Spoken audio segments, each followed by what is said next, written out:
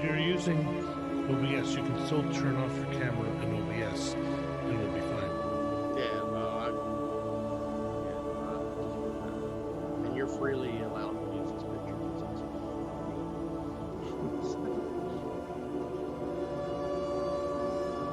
No copyright infringement there.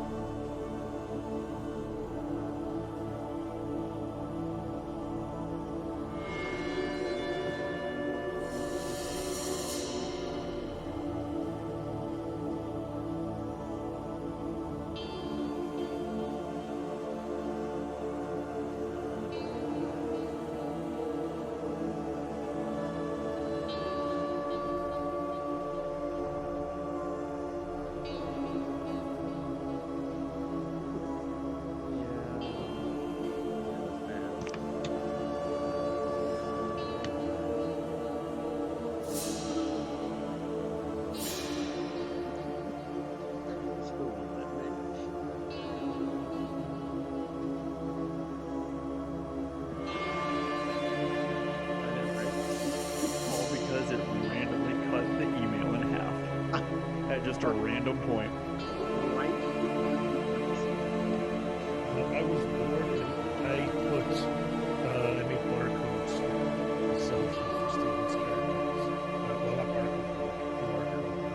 barcode, that's our PSY-004.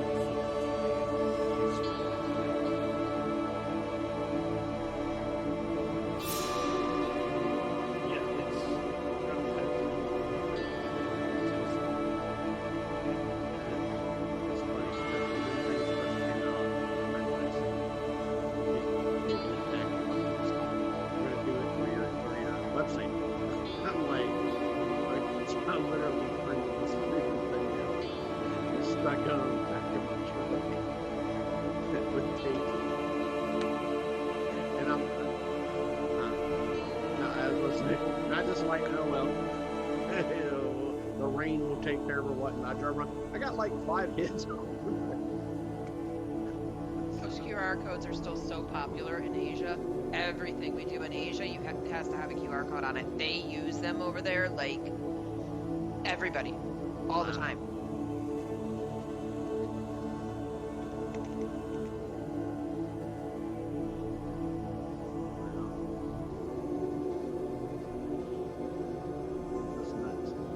FYI, guys. Our mics are live. They can hear us over the stream. Just to let you know. Yep. Cole just...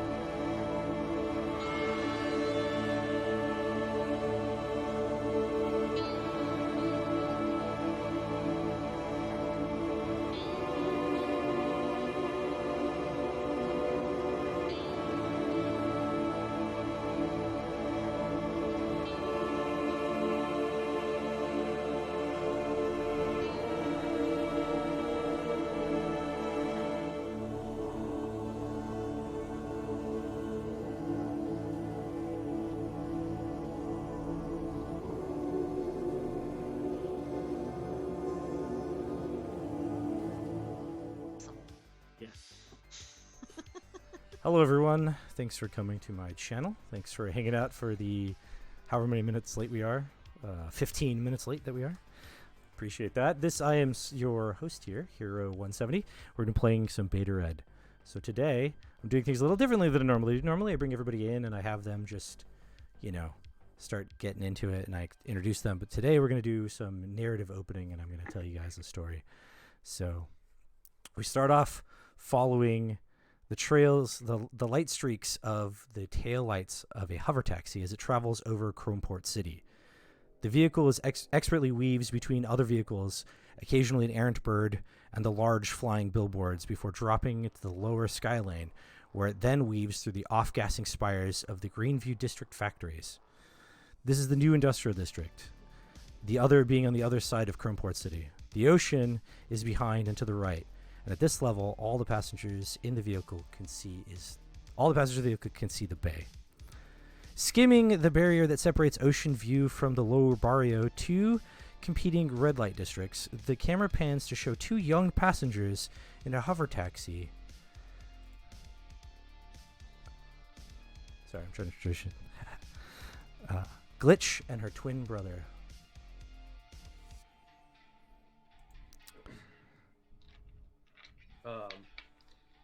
So I look over and couldn't sleep very well last night, I take it, as I look over seeing a female with shoulder-length hair, covers up, surgical scars, white eyes, as she's sitting in the seat with her legs up to her chest.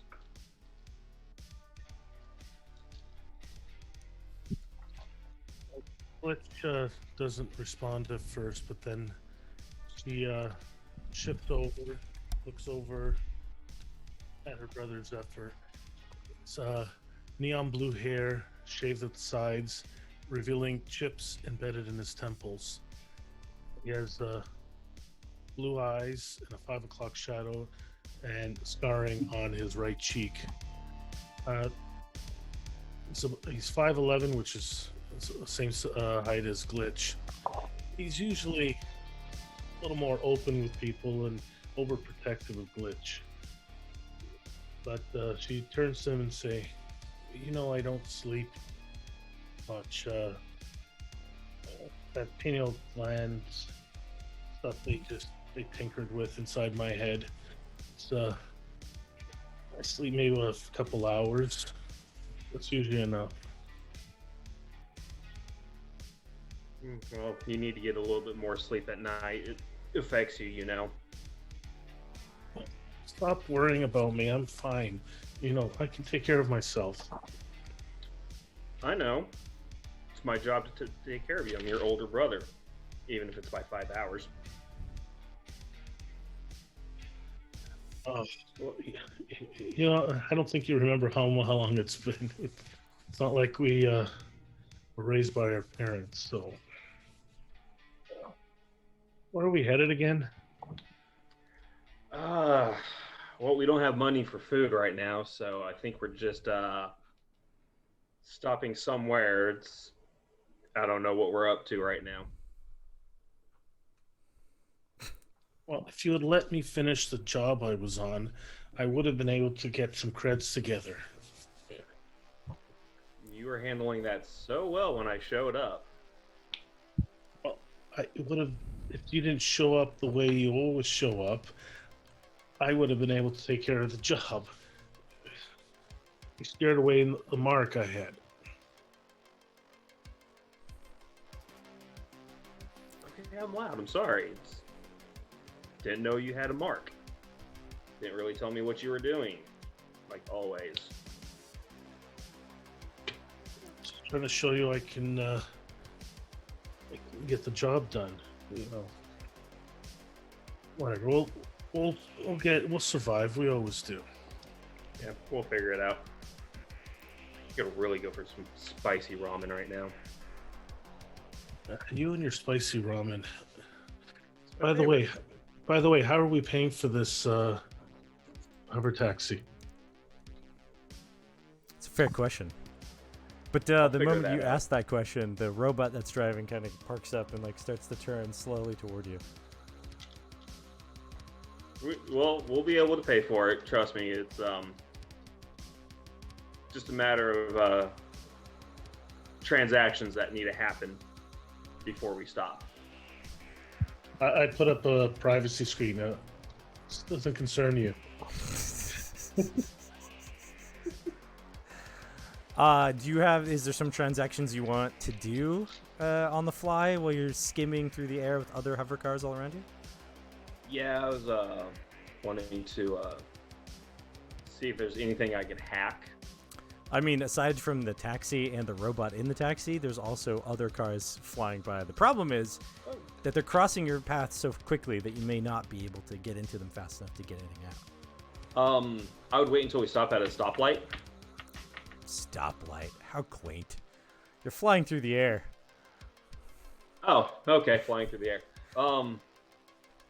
Yeah, hover close to that taxi over there. Or that vehicle.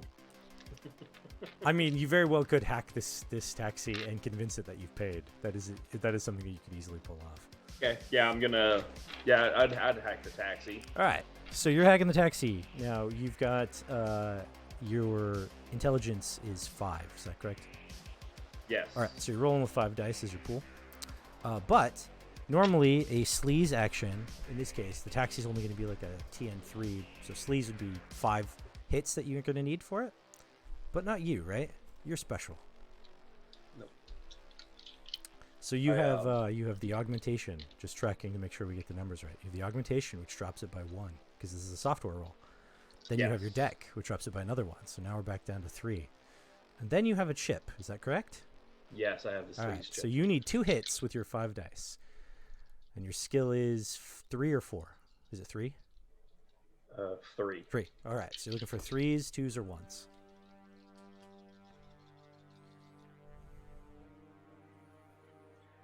I got 3 hits and 2 of them are 1, so I'm going to go ahead and just re-roll them. Okay. So yeah, that's 6 altogether. Cool. Yeah, you slice right into that computer, this taxi's computer system, and you're easily inside of the computer. You have access to it, so you can do a couple of things. You can, manipulate a file and make it look like you've already paid for this particular ride, right? You can see your file there. Mm-hmm. You could also try to withdraw funds from the other accounts, if you want to try that. Yeah, I'm actually going to try to withdraw funds from the other accounts. Okay. So this is probably just a normal, just a regular software roll, right? Not with a specific action, but let's double check. Flying, cracking is what I'm looking for. There we go. Yeah. Yeah, this would just be, I guess it'd be the same, manipulate file. So you're just going to need like 3 hits again, because that was the system. But not you, right? Right. Yeah, you need exactly. just 1 hit? Yep. All right. Oh yeah, I got it. Oh yeah. How many hits did you get? 2. 2. All right, so you drain 200 creds from this computer system into your own account. Okay. So in theory, you could easily back out now and then just give them the 50 creds or whatever for this taxi trip. Yep. I don't want to get caught. I'm just like, oh, okay. Because you successfully sleeved, it didn't trigger any kind of defensive firewall anything, so you didn't have any net ice come after you. So you're easily able to slip right through and get back to your own stuff. So as you guys finish up this conversation and start to pay this taxi driver, it slowly starts to descend toward the broken-looking, dirty street area of Old Market. And we see the shabby buildings that serve both. We see the shabby buildings, one of which is labeled Spaz's Body Shop. Inside the body shop, there's a neon sign lit above the door that glows and indicates the proprietor Spaz is in. This we see as the camera pans into the shop, and we find Spaz adding the finishing touches, an airbrushed blue explosion on the cyber arm of a biker. What else are you doing, Spaz, to this biker as you're working on him? So Spaz is about 6 foot, skinny as a rail. He's got the black hair going on, short, got a little soul patch on his thing. If you look closer at him, he's got little tubes running around, and he's actually got one underneath of his nostrils going in, and that all goes to a little canister. And as you look on the canister, it's all, scratched up and whatnot, but it says oxygen. And as you read that, he lights up a cigarette, smokes it, and is finishing up with the tattoo. And he kind of jerks a little bit, and yeah, this is gonna be great. Great. And he looks at Snap. Anything else? You want anything else? Well, before we get to Snap, the two buddies of this biker are standing just outside the room, showing each other images that look like, to a human, like nothing more than a schematic. But to a robot, this is considered lewd and inappropriate for the public. This is not lost on Snap, who is waiting patiently for his turn with Spaz. Snap, you are seeing these guys basically looking at robot porn while their friend is being worked on. Hear like a soft clinking as his fingers wrapping against the back of his other hand, as it's that impatient, just, these guys are weird, I don't want to see this, they should just leave. So he's sitting there just impatiently waiting, and every now and then the visor where his eyes are kind of very quickly flashes like a quick blue just flash from the normal just uniform where his eyes are, and he just kind of shakes his head a little, taps his hand, the guys are still there, and he just, can y'all go somewhere else? They look at Snap and they just go, yeah, well, we're almost done anyway. And at that point, the other biker who is laying in the chair, he gets up. He's like, thanks, Spaz. Always like it. And he starts to... Anytime, buddy. Starts to walk out. The three of them leave. The clear blue explosion biker logo on the back of their jackets obvious as they walk out of the body shop, leaving you and Spaz alone. So, like I said, anything else you want? My 2 steps optics forward, are not 1 step working. back. My optics are not working properly. Yep. That's usually issue. Especially in my line of work. Can you fix it Of course, properly give 'em this time? Spazzes. Why not? And he will kind of stand up, not quite as tall as Spaz, very lean, and that kind of the gunmetal gray, dark gray metal of his body. And he just walks towards the table like he's done many other times. And he just gets ready to get on the table. As your gyro servos kick in to get you moving toward the table, the door suddenly opens, and in walks another robot. This one seemingly damaged from something that's been going on. And pretty average looking woman walks in. Average height and weight, medium length blonde hair, neutral makeup, and unassuming trendy jeans, a black top, thick soled boots. And she steps in, and there's this loud ear-piercing scrape as she steps in. She pauses for a moment and turns her head and looks down behind her and looks at a large auger blade that is in her right hand. And her eye moves for a minute doing some calculations, and she picks the blade up and puts it over her right shoulder, and then continues on into the room. Once she gets in under the light, her left side is pretty beat up. There are sparks flying off of her arm. There's some metal sticking out of a joint. She's got some wires hanging off. The left side of her face kind of seems like it's about a 1/4 of an inch off of position, And everywhere where her artificial skin typically should be on her face is pulled away, and metal components are seen inside of her head.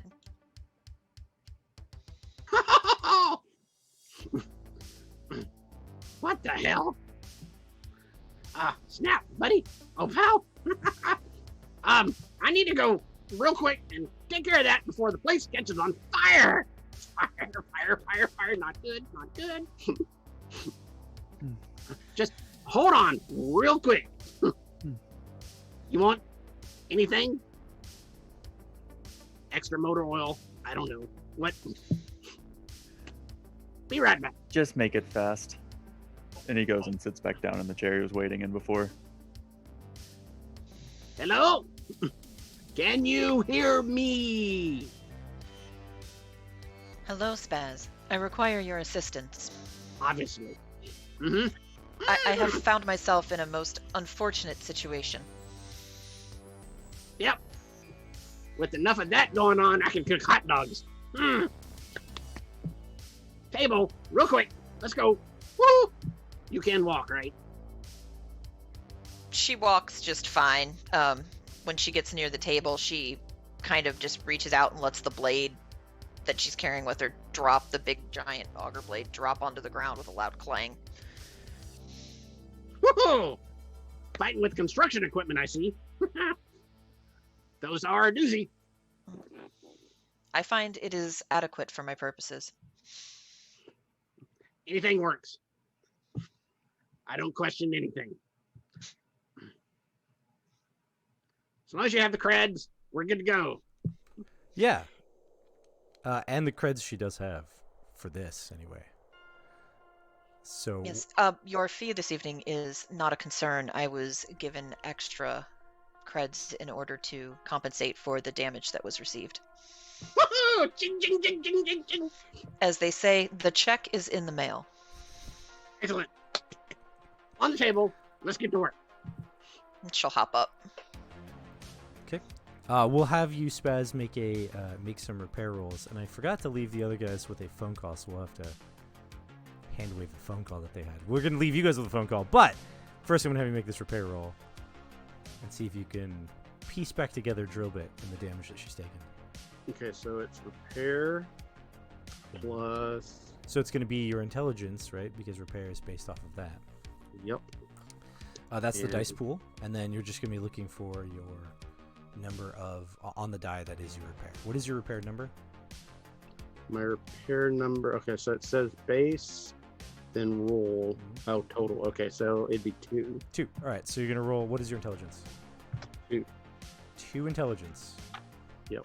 All right. No. You're Yeah, 2 intelligence. all right, you're rolling 2 dice looking for 2s.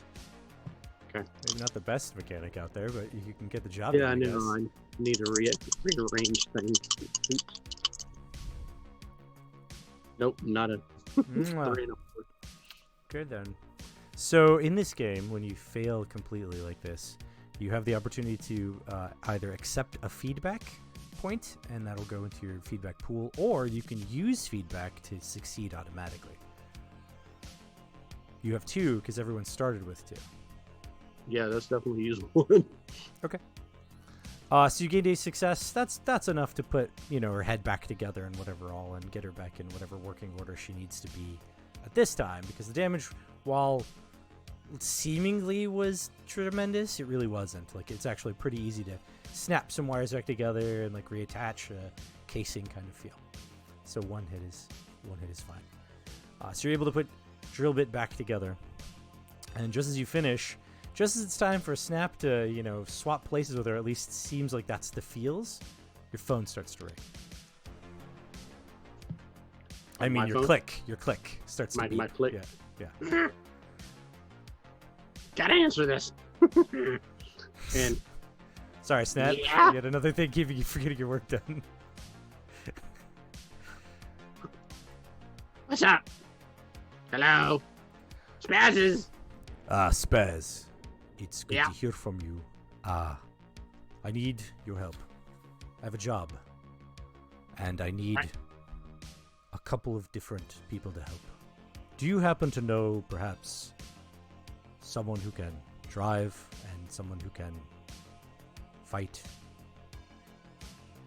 I kind of look over. Yeah, sure, no problem. Great. Then I'll need to meet all three of you at a karaoke store. And he sends you the destination to this karaoke shop. He said store because his English language is not so great. But he sends it to you. So your click beeps, and there's a location on it. He says, "I'll meet you there in a few hours." Excellent. So, Snap, let's get on the table. Let's do our thing. And guess what? We have an awesome job lined up, too. And looks at Drobit. And you're invited, too. Gets up, goes to the table. Jolbit looks at him and goes, I appreciate when you include me in your interesting endeavors. Yeah, and bring the construction equipment with you, too. That may help. The person on the phone was someone you know. It's a patron named Hishu, someone you've worked with at least one time before, probably a few times. And it's not uncommon for him to ask you to bring somebody with you because while you're a mechanic, you don't know how to necessarily drive everything that exists or fly everything that exists. So you've been asked a few times before to bring someone along. But we pan out from Spaz's body shop in the Old Market District and raise up over the city quite a bit as the rain begins to fall. Following the rain through various parts of the city, we come to a market in a dark alley teeming with people who have pulled their coats around their faces and opened their clear plastic umbrellas. There's strange sounds, whistles, and beeps all over the area, and everything seems to be lit in a neon pink hue. Through the door of the shop, there's a shop with the words Kage written on the top, which is just Korean for shop. Inside the shop, we see an old Korean lady who's sitting on a stool with a cup of pre-processed krill noodles steaming in her hands. She sits amongst a pile of junk. Just as the sign representing the many snacks across the street begin to flicker off for the night because the morning has come, a stranger slips into the store, setting off the subtle chime that indicates the old woman that someone has come in. She looks up from her prepackaged breakfast and she says, "Oso oseyo," and bows her head slightly, but slyly tucks the noodles behind her on the ground. Looking up, she sees the person standing in her shop, and she says in English, "Welcome."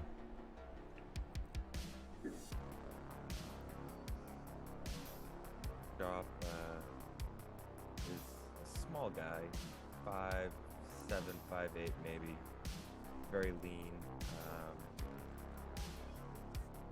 Dan, your volume is very low. Is it? Hang on Yeah. 1 second.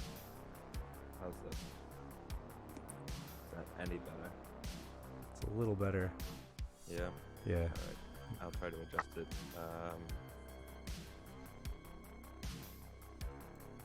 Can you hear me now? Yeah. Yeah, I can hear you. Oh.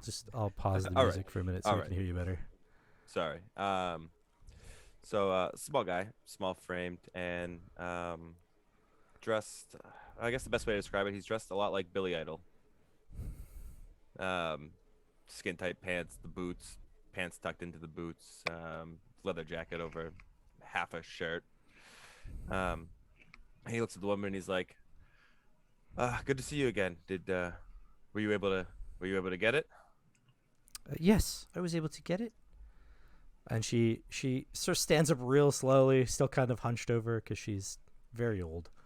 And she shuffles amongst the piles of stuff. When she finally gets to an item, she pulls it out. What is she holding? She's holding an antique electric guitar. Oh, it looks perfect. Can I let me see? And assuming she doesn't guard it, he'll take it and examine it. She is a little reluctant at first, but she knows that you have money with you because you agreed to pay. She's not worried that you're going to kill her per se, though that might be a common thing that would happen for most people. At least in your case, you either don't give off that vibe, or you've had enough encounters with her before that she doesn't believe that you're going to try to murder her and steal this guitar.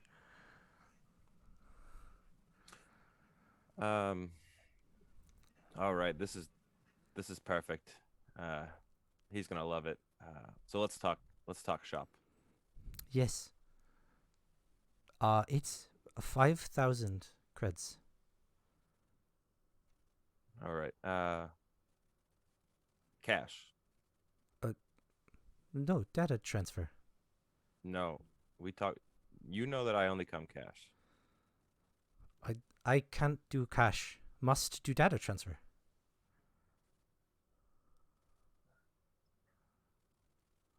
You want. You know the suits. If I authorize it, they're gonna take it right back away from you. There's no way it will clear accounting. I cannot accept cash. All right, we're gonna have to come to some sort of agreement here. I'm gonna need a third-party transfer. Third party. Yes, I have old biometric reader that takes long time to process transfer funds. Because it needs clear your DNA to find account. It's gonna take my DNA account. Yes, biometric reader. Does she know who I am? She doesn't necessarily know who you are. Okay. I have you dealt with her before?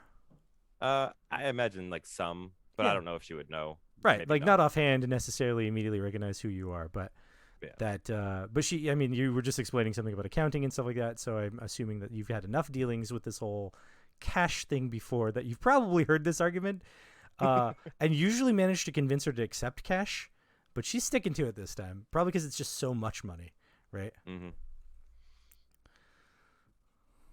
All right. He looks, kind of ponders how good of an idea this is, and says, "You know what? Let's do it. Let's scan the DNA." She starts to shuffle around in a pile of stuff, and she pulls out a very ancient-looking device that's like even a little dusty, and some of the numbers seem to be like worn off on like the punch code like front side. But she like takes it over and like hooks it into what looks like some kind of phone jack thing that hasn't been used in a long, long time. But as she's doing that, it starts to load up and starts to do like its beeping thing, its diagnostic. It starts to get started. Now, do you want to pay 5,000 or do you want to try to negotiate that? Let's negotiate that. Yeah. For the inconvenience. Sure. So you're gonna be trying to do some social stuff, right?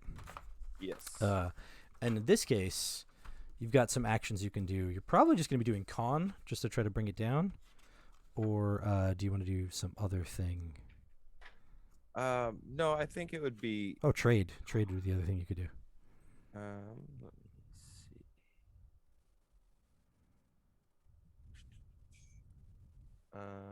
Yeah, I think I will. Oh no, this would. Well, be you down. tell me. What I'll do is I'll just kind of explain to her the. You know, I guess it would be a con. So what I'm gonna do is say that because I'm, using it's coming through the DNA accounts and account managers, and I'm essentially gonna try to talk fast enough to confuse her about how it's inconveniencing me that this has to go through housekeeping. Mm-hmm. Yeah, this would be con. All right, so that is. I roll expression, and my target number is subterfuge total. Yeah. So what you're gonna be doing? You're gonna be rolling your. You're gonna be rolling expression. Whoa! I did something. Whoa! Hold on. I messed up the stream. Okay, there you go. So I accidentally minimized everything. So anyway, yeah, you're gonna be rolling your expression as the dice pool, and then the numbers on the dice that you want to see are going to be whatever the subterfuge number is, and in your case, that number is 3. 3. All right, so you're looking for 1s, 2s, or 3s to get hits, and then you're going to need for a con, you're going to need 3 hits. All right, excellent. And I have a 4 on expression, so let's see how this goes. I got 1 1 and 1 2. I re-rolled a 1. Correct. So that's 2 hits so far, and then you re-roll the 1. All right. And that was a 4, so 2 hits. 2 hits. All right. So you didn't quite get enough to con her. She sort of looks at you and goes, "No, 5,000. 5,000 cred. Agree." He looks at the guitar one more time on the counter, It says, "All right, but post date this payment 2 weeks." Okay, can do. The biometric reader is totally up and running. All right. Sorry, Frank. Yeah. So when you go and you know put your finger to it or whatever, and you feel the like light prick as it like draws a little blood from you and scans your fingerprint and whatever all, you see like flashing on screen like the data that comes up, and the data that does come up is about Frank, not about you necessarily. There's no mention of clone. It just comes up as Frank, right, and his life. But it accepts the transaction because it's going to take a while to process anyway. So this is like the reason why they moved away from this technology is because, I mean, you could walk away with this right now and she end up not getting paid because there's no money in the bank account, right? That's why they moved away from that. But she's agreed to it this time, so whatever, it'll take however long it takes, and presumably Frank has the money in his account, and you just have to explain it to him when 5,000 creds just disappear from his account. I mean, It wasn't me. supposing he notices, right? Like rock stars and their expenditures, like who knows? He may not even notice. That might have just been one night of binge drinking for all he knows. Yeah, he spent it, not me. I mean, it might flag him a little bit when he goes, "Wait, this was taken from a bio reader? That's weird."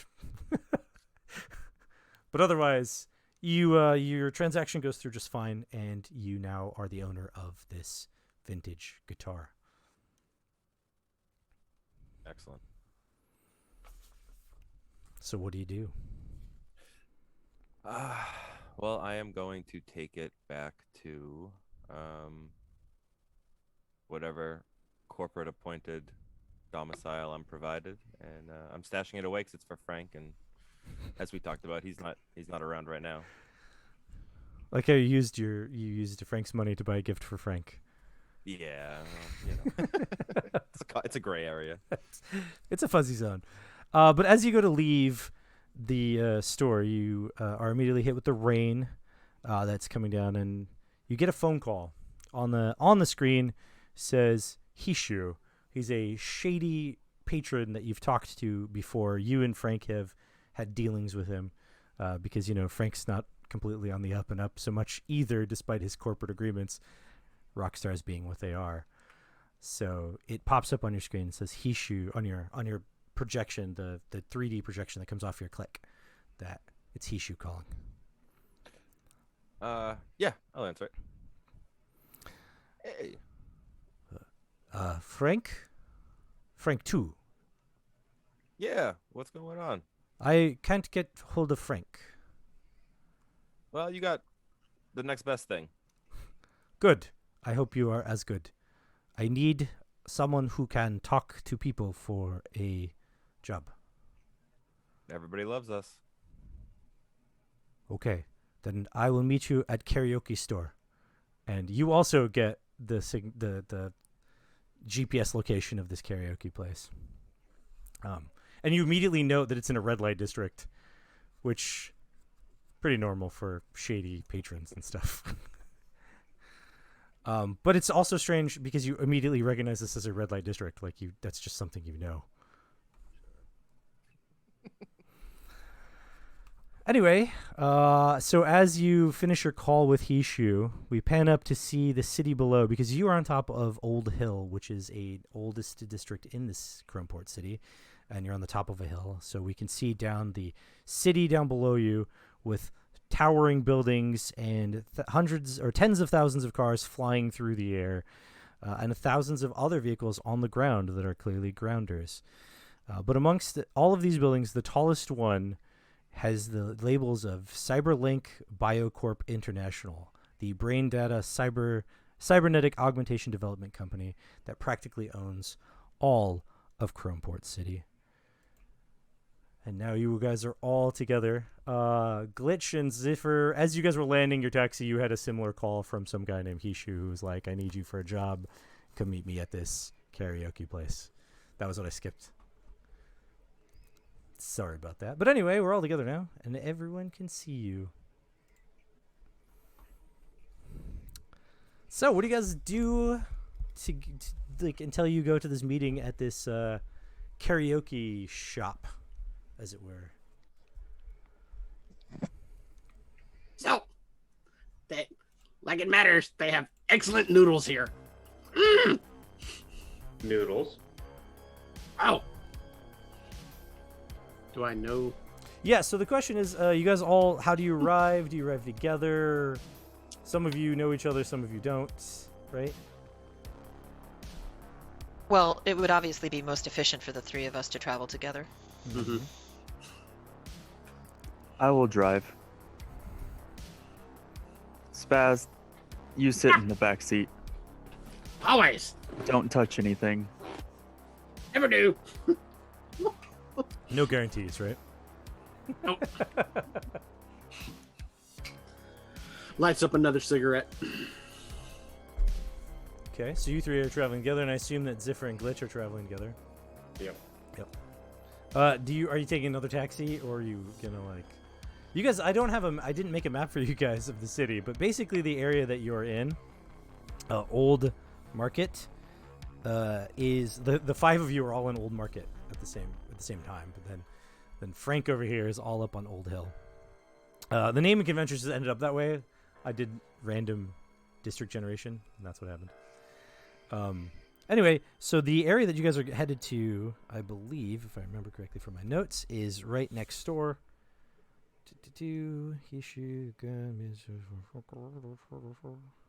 Oh, no, it's in Lower Barrio. Lower Barrio. Okay, so it's a real, like, yeah, it is right next to you. So you just go basically south to the next district over, and it's in that area. Yeah, I think we can head same taxi. We just change the destination. Yeah, right. The taxi just right before it lands, because you guys had your phone call, like, go, hey, actually, we need you to go somewhere else. And just tax another, like, 25 creds onto the bill, and then turns around and flies to the next district. It's not that far. You actually passed over it on your way in, and then you turn around and go back. How does Frank 2 get to this early district? Does he stop by his place and drop off the guitar, or does he take it with him? Yeah, no, he has to arrive in style. So he's gonna go back to his place and drop off the guitar, and then he'll take the corporate town car. Oh, there you go. Driven down to the club. Yeah, right. Yeah, everything has like the corporate logo on it and stuff, you know, like the license plate just has like a running corporate information just like scrolling across it. Correction, he would get dropped off around the corner. Right, yeah, no, he's not going to go right to this place. What are you kidding? He can't be seen with the suits. Right, he's going to get dropped off on a major corner in that area, but like after that he could go anywhere, right? Like they don't know where he's going. Especially if he doesn't want them to know where he's going. Okay. So as you guys arrive at this this place, it's called Jasmine Karaoke in Lower Barrio. You immediately notice that it's kind of a little bit seedy, a little bit run down, and there are some shady people standing outside. Those of you with a criminal background immediately recognize these as Yakuza. Those of you who have lived on the mean streets can guess, but those of you who are not of the mean streets or of criminal backgrounds just see some Japanese-looking guys in suits with some chrome, maybe a few tattoos. They seem to be hanging out outside.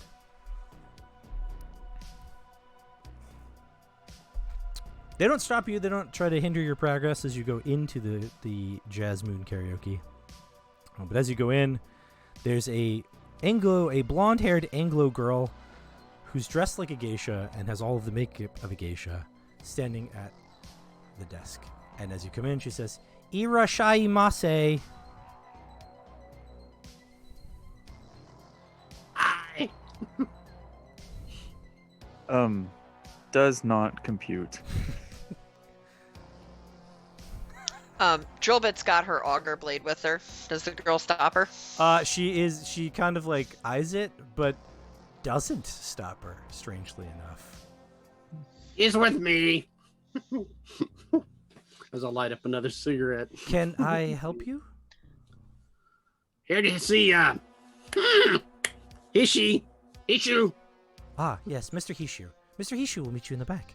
And she points down the Always. hall, and as she points, there's like a light that lights up that runs along the hallway and like goes toward. It's like it runs past a bunch of other doors and then like makes a direct 90-degree turn into a door. You got my bowl of noodles? Yes, sir. I can have noodles delivered to the room. Excellent.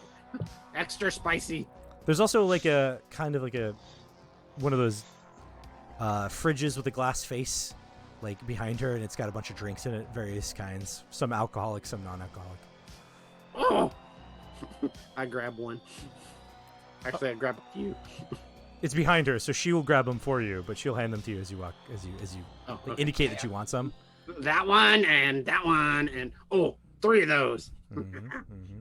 She starts handing them to you, and you know that she's tallying like a bill, but it's gonna go to Mr. Hishu because that's who's renting the room. Do the two robots want anything? Right? Okay. Snap is gonna point to the highest content alcohol, and just point. I will take one of those. Cool. She gives it to you. It's barely enough to like do anything for you, but you can have it. Oh, he's not gonna drink it or anything. He's just playing along. I get it. Cool. Yeah. So you get the highest content alcohol, some imported beer of some kind. That one's good with the special powder. Drillbit will kind of look around, and when she sees women that kind of look like her, she'll point at one of them and I will take one of those that one is holding. And she'll just point to a random drink. She'll grab that one and hand it to you. This time, as you guys are starting to like get your drinks together, the door opens up. Well, actually, Ziffer and Glitch arrive. How do you guys enter? I'd imagine we would just walk in, just like Walk past the Zephyr dudes in would be like- suits that you have no idea what they are or how they do.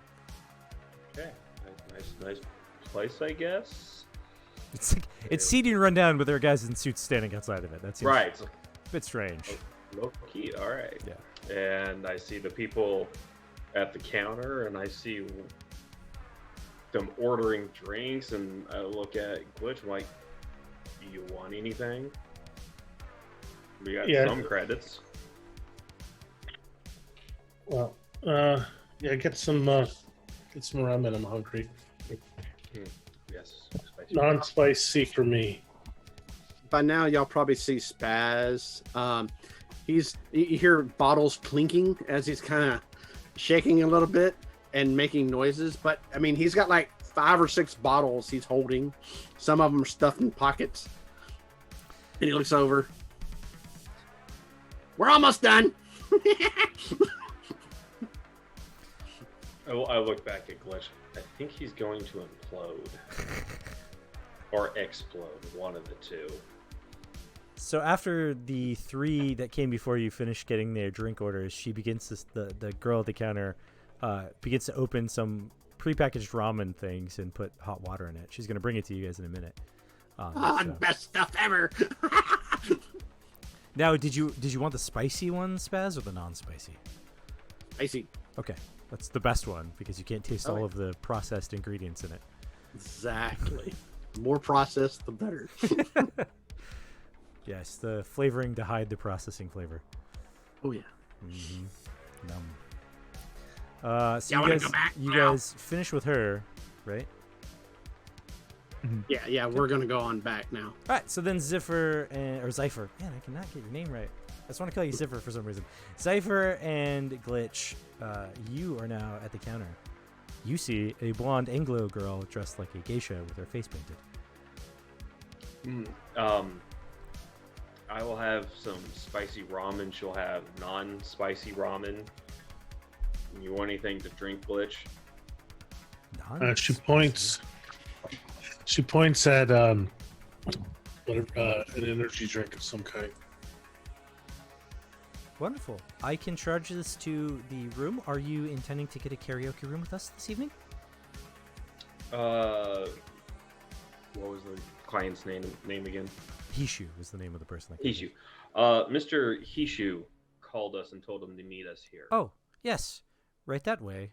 She points to the same place that she pointed to for them, and there's that same light. It sort of like does a thing where like it seems to reload, right? It like goes through, but it's still the same light. Okay. But yeah, she grabs the drinks that you guys indicated and hands them to you as she pulls out 2 more things of ramen, one spicy and one not spicy. Oh, okay. You see, actually, Glitch downs the whole bottle or whatever it is, and then points at another one. Glitch, savor it. My God, do that all the time. But now that you've I indicated need- that you're here to meet Mr. Hishu, there's no charge for the drinks. Like there was a tally appearing on like a little, like 3-dimensional like projection from the desk that she's standing at, but it just goes and drops down to 0. Yeah, I just needed a pick me up. I'm good. I'll take 6 more of those energy drinks. I know she'll drink them. Yes, sir. She takes them down. And you guys, as she's grabbing them, you notice she's actually not that much older than you guys. Like, probably a year, maybe.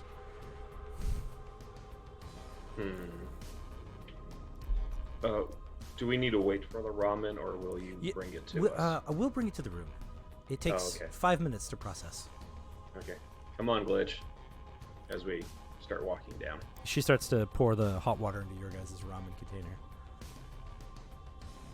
And as you Yeah, start to we- head down the hallway, the other 3 get to the door. But at this point, Frank arrives at the seedy Jazz Moon karaoke location, and there are 3 very obvious Yakuza guys standing outside.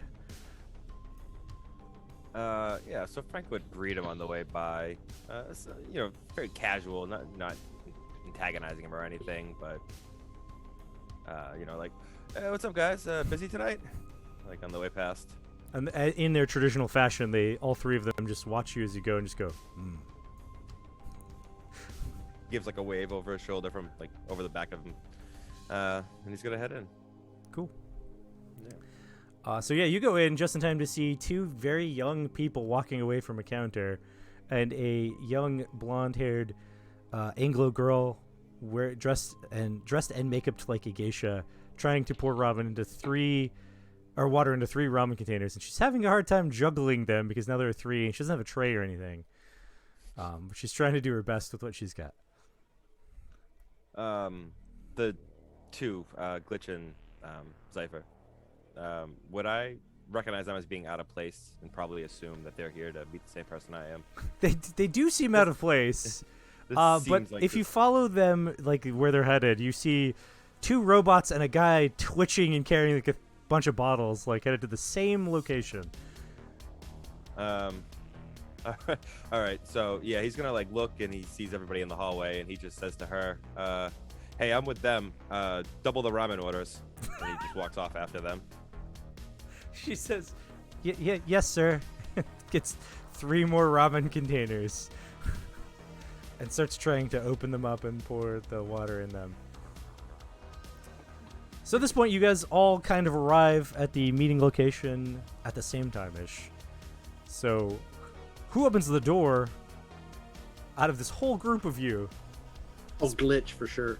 Not Glitch, but Spaz. Glitching. But yeah. Spaz is having a glitch moment. Do you have hands to open the door? I don't think you do. Okay. I would trying. say Zypher would like probably do a psychic and open the door without even like being close to it. Just like push it open with his mind. Okay, yeah, you want to push it up with your mind, that's fine. Go ahead and make this would be telekinesis roll. You need 4 hits for telekinesis. Oh no, sorry, 2 hits. 2 hits, I read the wrong one. I was looking at telepathy. It's 2 hits. 2 hits with your psi. So you're going to roll a psi pool, looking for supernatural is the number you're building off of. You need 2 hits. Oh, okay. So the 4 dice with 3.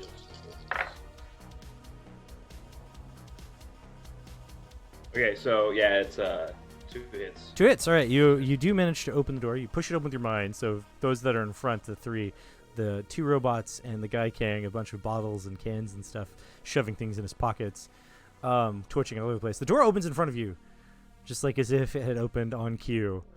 See? But Jack can open it. Zypher, You take backlash for doing this psychic thing with your mind. 3 backlash you have to try to soak. So you're gonna make a mind roll, and each hit will reduce that number, and whatever's left over will become damage you take. So just to let us know, how is that done? Like, He's gonna make a The- mind. He's making a mind save. So his mind so you save. ro- I'm sorry. yeah, so it's like, for example, like so you roll that many dice that it says in the pool, and you have to get the hit limit number or less. Okay. Correct. Yep. It's the same. It's the same system for everything. That's why your roll determines what your hit limit is for those saves. And so for when he was doing the psychic powers, so the pull was psi, but the target number, the hit limit or something was the supernatural. Supernatural. Yeah, that's the skill Right, used for okay. psychic stuff. Yep. Okay, I think I'm getting it. Or I rolled total. Four hits. Yeah. Yeah. Right. Because you actually have a pretty good mind save anyway. Because you're a two kinds of people that use mind stuff. So yeah, you're fine. Yeah, you don't take any damage from that. You just push that door open and you shake off the pressure on your brain. So yeah, the door opens for the 3 of you, and Hishu's inside. He just looks up, and you recognize him. He is a middle-aged Asian gentleman, probably of Japanese descent. He has got brown eyes, black hair, and tanner skin, etc. His English is kind of broken, but he doesn't seem to have a full accent like he's a foreigner. He's probably just grew up in the circles, most likely of the Yakuza and stuff, like the guys outside. They're probably here for him. You know what I mean? They're probably his entourage. That's what you get based on what you know about him and after seeing him in the same kind of suit as those 3 guys outside. Ah, automatic doors. Fancy. He looks up at you with his 2 obvious cyber eyes with chrome and the neon outlines, and he says, "Ah, yes, please, sit down." Certainly. And it's at this point you recognize that he has a voice modulator. This is a new thing since the last time you talked to him. You haven't noticed that before. So this is something new that he's added. You? The voice modulator? Yes, I like it very much. Ah. Excellent. As I take one of the little bottles and pop the little thing down. So yeah, eventually you guys every one of you comes into the room, sort of spreads out. There's chairs and couches everywhere in this room. It's quite large, but it's not super large. It's big enough for people to be able to sit around. Probably the exact number of people in your group to be able to sit around and not be touching each other per se. Because, I don't know, robots and whatever. The people have different shapes. And so, but then there's still there's a screen, projection screen. It's actually not a screen. It's just part of the wall that's colored differently, so you can project images onto it. But most of the tech comes out of the 3D projector in the table that's there, kind of in the center of the room.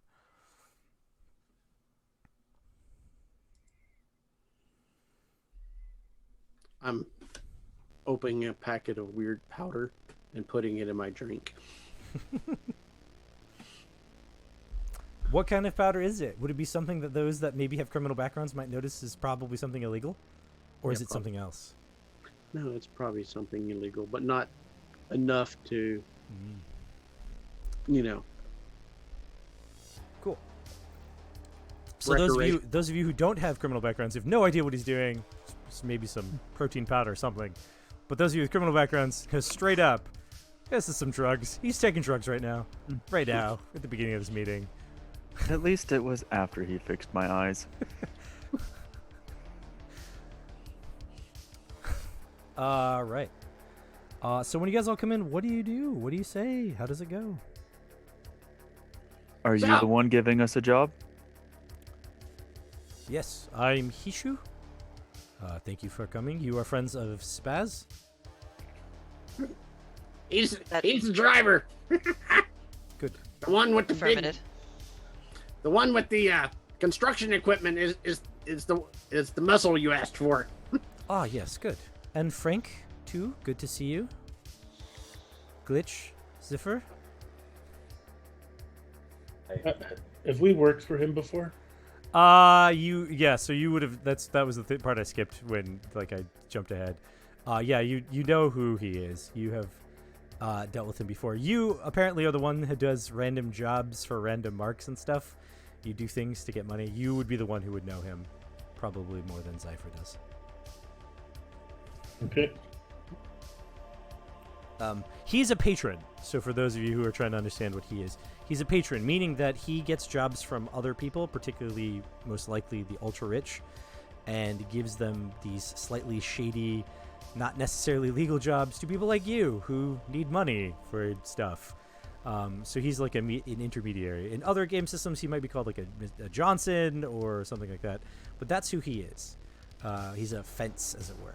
So he's somebody that you can go to maybe get rid of illegal things, but basically you can hire him to give jobs to other people, and that's what he is. He's the intermediary. So he has a job for you here at this particular place, but you're not working for him, as it were. It is a pleasure to meet you. I would assume that we should immediately discuss the parameters of this job so as to not...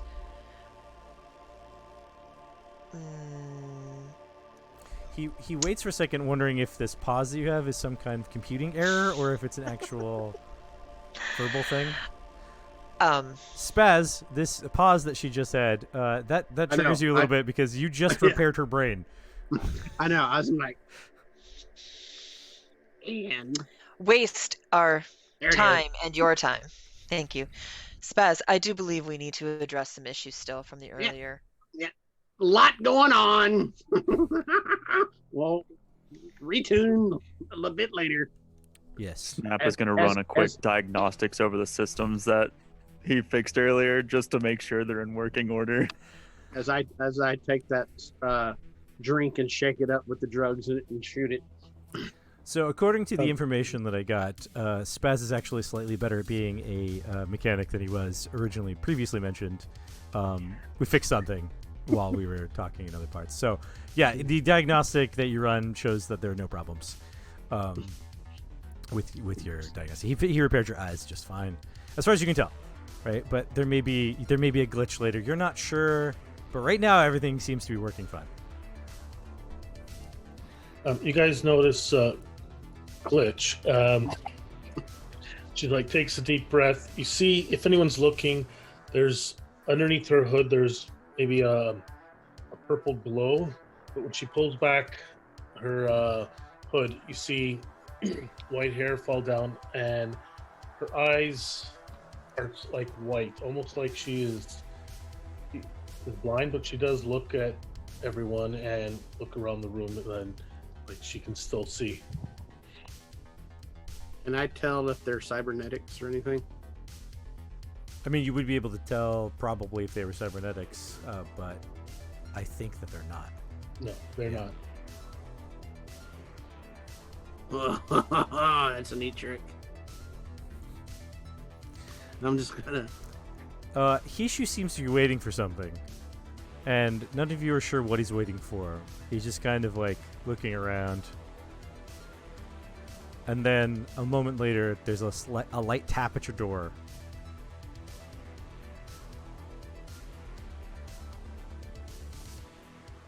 Are you expecting someone else? I am not. However, I believe you are.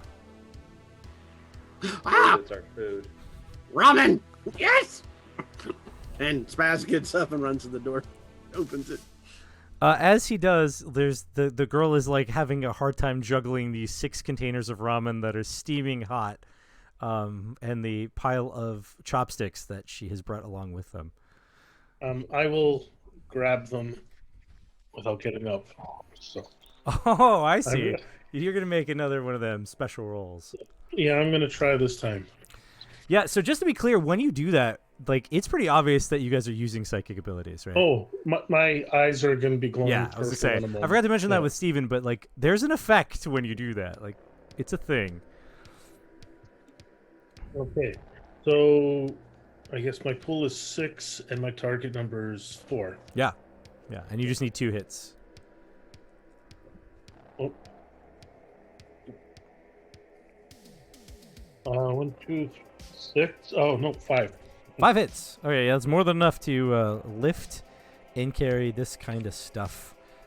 Since you got 5 hits, you could lift up to 50 kilograms, and this is definitely less than 50 kilograms of stuff. So what happens as you use your psychic abilities to move these ramen containers into the room? Her eyes start glowing with a purple energy, and from them as she starts to, they start floating over. I guess there's a table here. Yep, there's a table in the room. It's right in the center. And they'll float right over to the table, right out of her hands. Baz jumps and goes, "Whoa! This stuff is stronger than I thought." Zypher just cracks open an energy drink, just kind of amused by everything. Hishu How doesn't much seem to be damage was phased that? by any of this. Backlash. Yeah, then you have the backlash stick. So you have 3 backlash. 3. Yeah. So, no, -1. So I got 2 I got backlash. lu- Yeah. That you have to I turn got aside. lucky. I only got 2 successes, so I take nothing. Yeah, great. Then you take nothing. Yeah, you wave it off too. You see her straining a little, but she takes a breath and then she's fine. And as she sets them down, if anyone was noticing. Zypher hands her energy drink as he takes another sip of his. Yeah, Hishu's not surprised because, as we just indicated, you guys have worked together before, so he knows what your particular set of skills are. Spaz. The Part of rest the of you, reason- however, That's why I was doing it. It's like, well, this is the driver, this is the muscle, and this is what I can do. Spaz is totally enthralled by this idea that the drugs are really kicking hard, and he looks over at Snap. Is it gonna work? And he begins eating his ramen. Yeah, so they're- who am I waiting for? no one, as the door closes, and he goes, now we can get to business. Whomever's idea it was to order food. And that's where he leaves it. He doesn't say anything else after that. But you get the feeling that he's sort of implying some little bit of annoyance at that. But there are 6 containers of food. Only 3 of you are expecting containers of food. I'm not gonna take one. All right. So after the door closes and after you guys settle back into your seats to start talking in, well, maybe he doesn't even wait. Maybe he just reaches over and he just kind of hand waves over some stuff, and you can see his fingers moving as if he's interacting with something in some kind of augmented reality. And he just like tick, tick, tick, tick, and all of the lights dim down and a projection comes up. And this is not normal. Normally you just see like word lyrics to like songs, maybe like the random VR style or AR style dancing girl on the table kind of feel, but nothing like this. This comes up as a whole map of like the city, and then it sort of zooms down into it zooms down into the Center Market District, which is basically the financial district in town. It's right over by the old hill where Frank 2 began his journey in this story. It's basically the city center.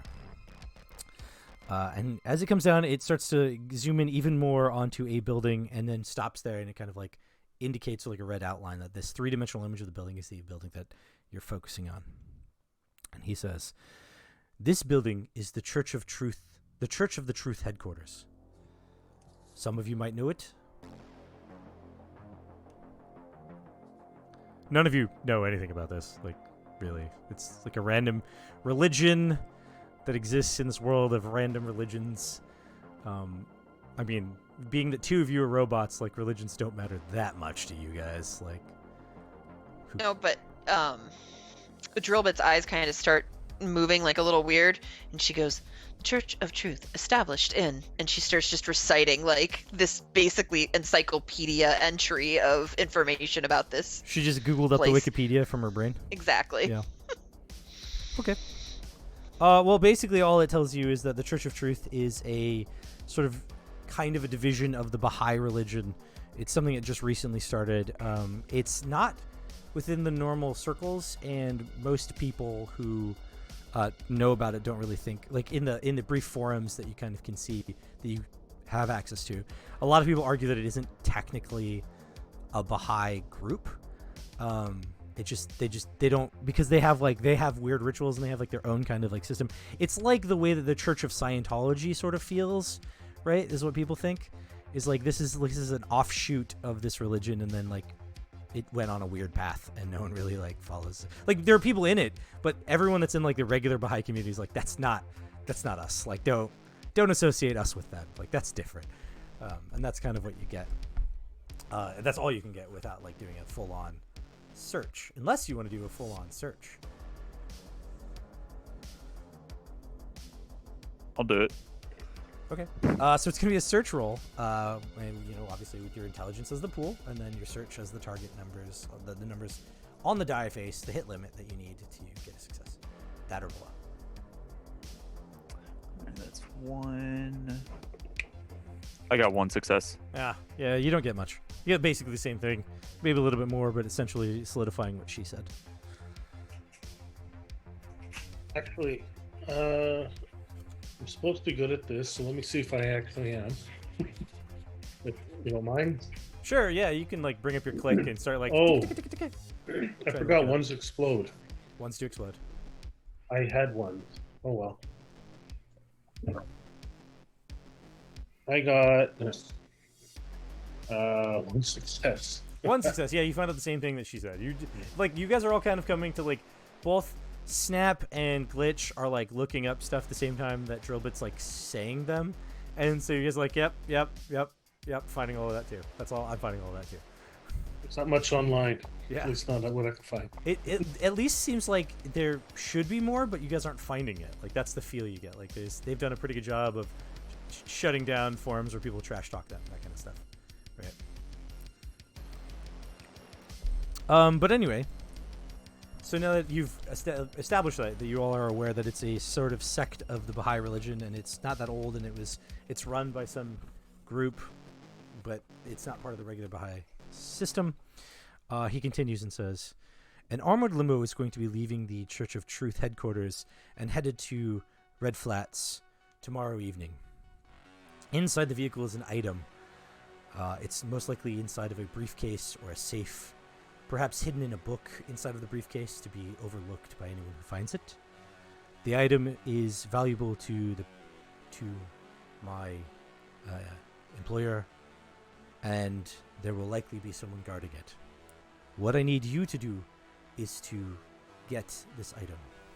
And you see as he's talking, the path from like the church building sort of like starts off as like a red like dotted line that goes out, and then it pans up like the city, and it goes all the way over to like this district, the Red Flats district, and then like drops down. And it's almost as if he knows where it's headed.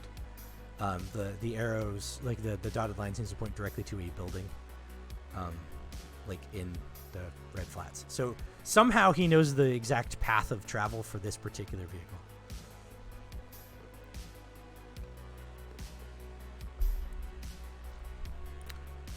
If you accept the job, which I hope that you do because I've already given you too much information if you are not going to accept the job,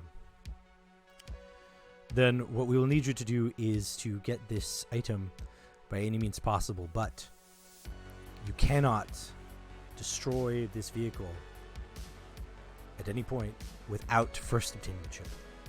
If you, for example, try to do what the police do and crack it in the sky and drop it to the ground, you might destroy the chip, and it is too valuable.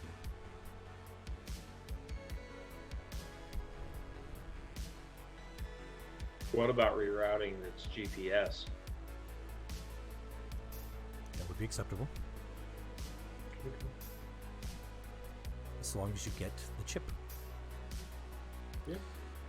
There will more than likely be at least one escort vehicle, usually two. The Church of Truth usually travels in packs of 3. And once you have the chip, we'll have you take it to the Pachinko Parlor Omega Stardust in Ocean View. There you will ask for Uesa Mori, and he will give you your pay.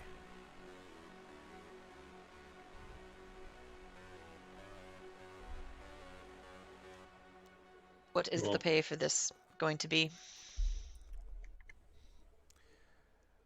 I have been instructed to offer you 8,000 credits each.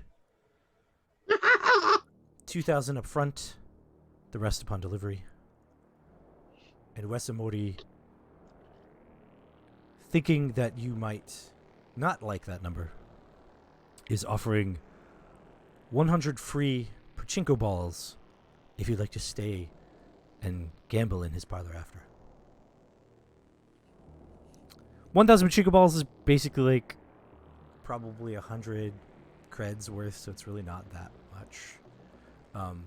But, well, it depends. I mean, it kind of depends on the type of pachinko parlor. So this could actually be 1,000 creds worth of pachinko balls if it's a $1 type shop. But if it's like a more high end place, then it's probably $10 a ball.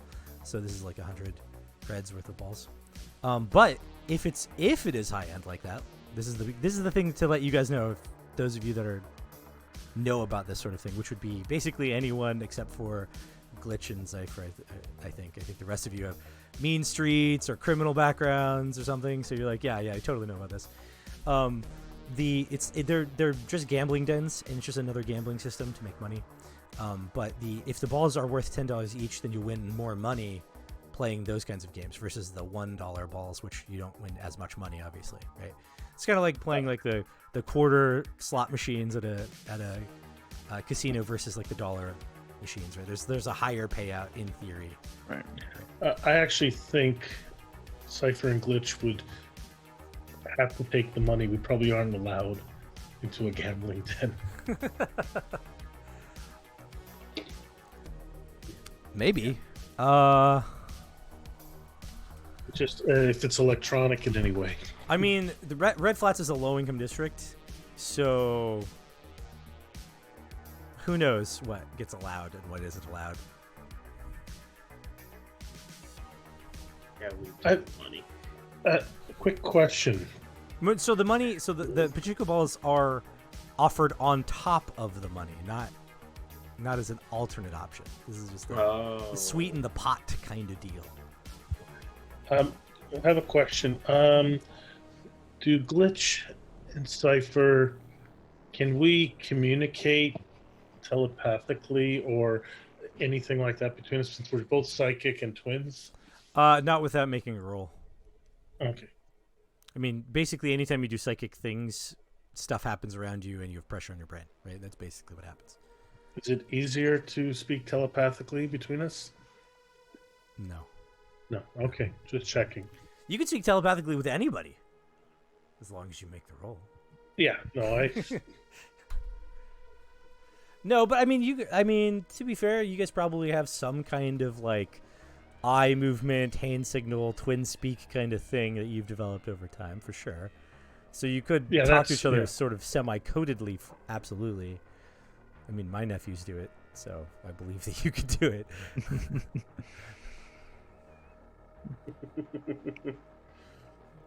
Well, since we're getting both, since we're getting both, since we're getting both payments, I thought we were getting one. No. So the money is the offer, and then Uesamori's offering you extra money. Basically, he's going to give you free pachinko balls to have you come in and spend them in this place. So if you really think about it, what he's trying to get you to do is to come in and gamble away the money you just got paid in his den, right? That's what he's hoping for. Yep. So he's going to give you 6,000 plus some free balls. Yeah, come in, gamble, see what happens, right? Like that kind of thing. Yep. Drillbit will turn to the group. Do we feel as though this compensation is adequate?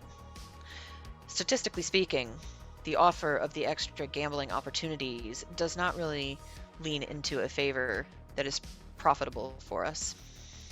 As you see Spaz grabbing a second bowl and pulling out a little baggie of like tiny little mushrooms and puts them in the hands and crumbles them over. I'm gonna have to make you make a D6 usage die because you're using up a lot of your drugs already. See if you run out. Rolled a 3. All right, you're fine. You haven't run out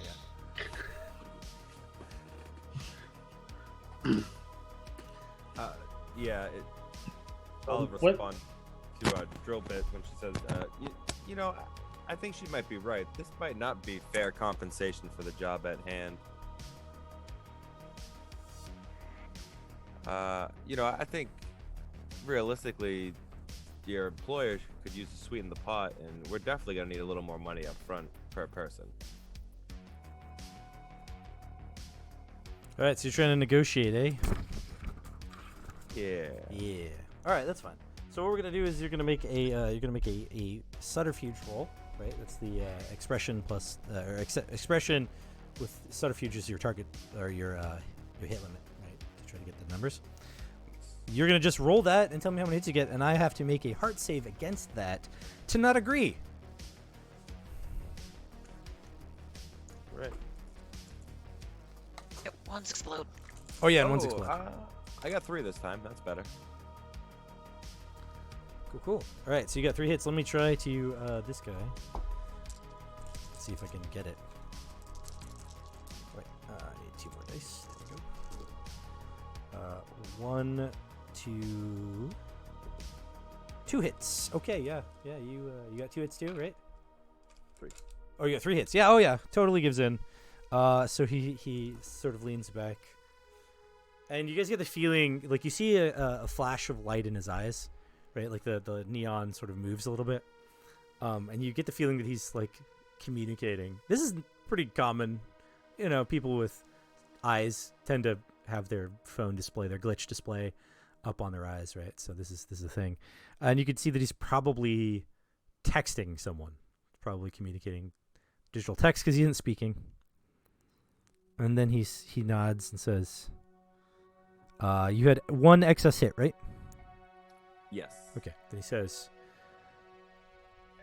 "The new offer is 9,000 credits."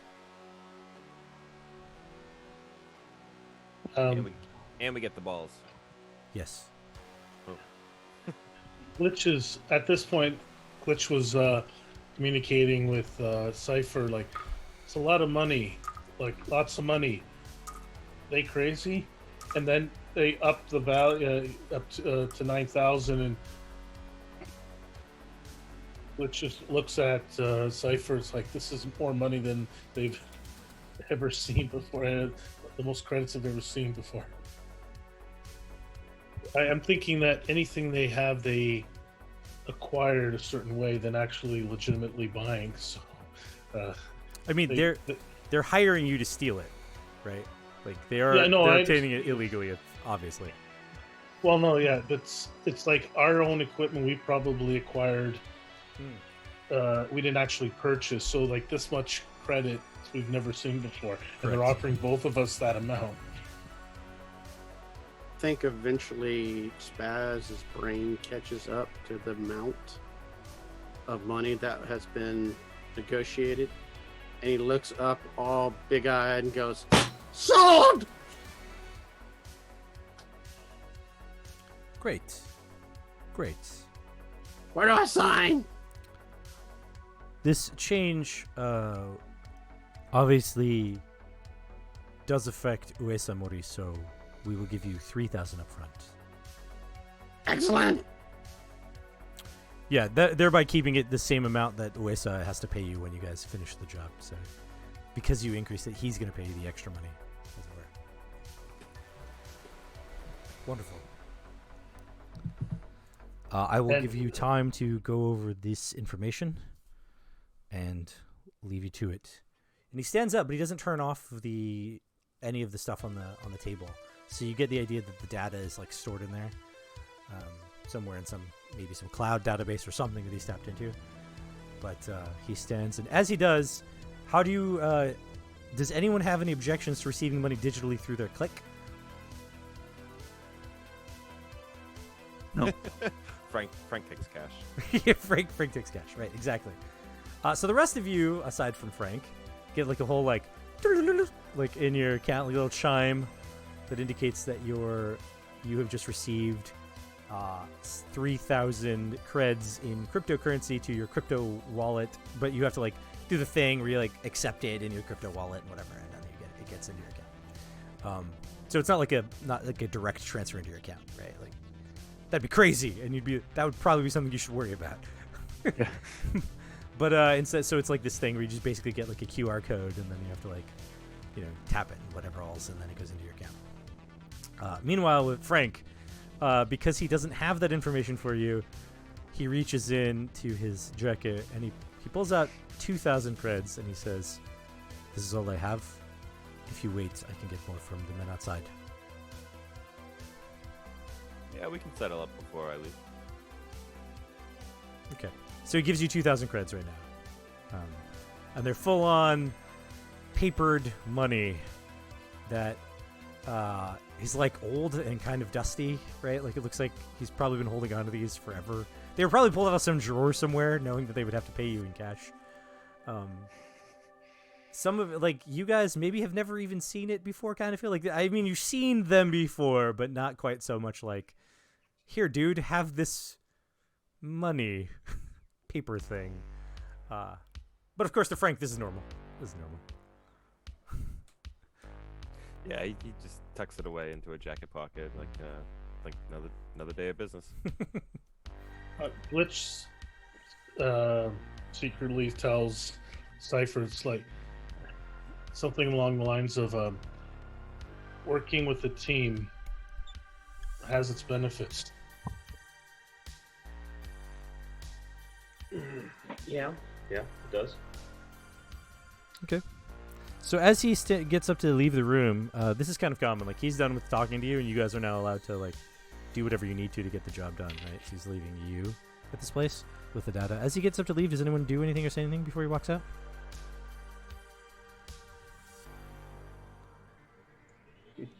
Nope. All right, so he walks out and closes the door behind him. Yeah, Glitch grabs another bowl, just sitting there, and Yep, they are. They're just sitting there going cold.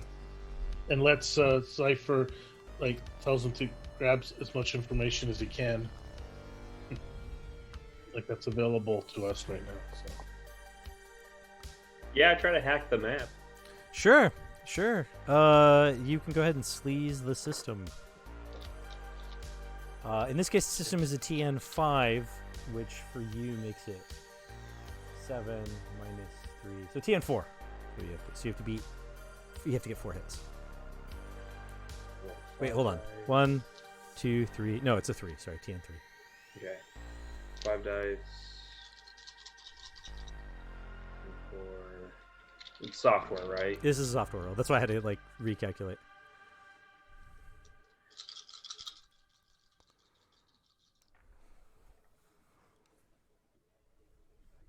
Yeah, I got 3 hits. Oh, yeah. Yeah, you're in. So you get into the Jasmine karaoke system. It's 4, obviously, because people have tried to hack it before. Clearly there's some kind of measures in there to keep people from just hacking it. But it's mostly just full of databases of music. But this particular file was uploaded. It's a special upload. It is locked in the system, so you can't track back where it came from. But you can definitely take the data and have it.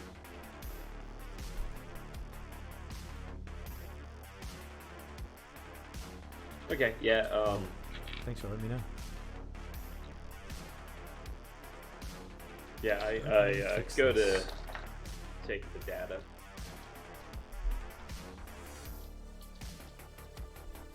Okay. I just found out that I'm apparently streaming Cyberpunk 2077. Darn it, That's Twitch. close enough. Darn it, Twitch. I'm gonna try to adjust that real fast.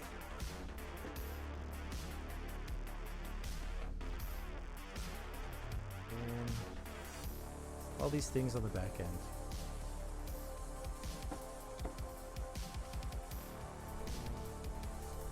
All these things on the back end. Oh, I just heard myself. Sorry, please stand by, everyone. Technical difficulties.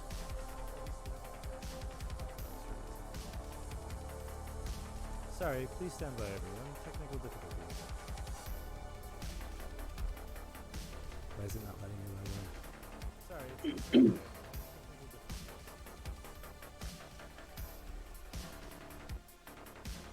Oh, here we go. Change category. Tabletop RPGs.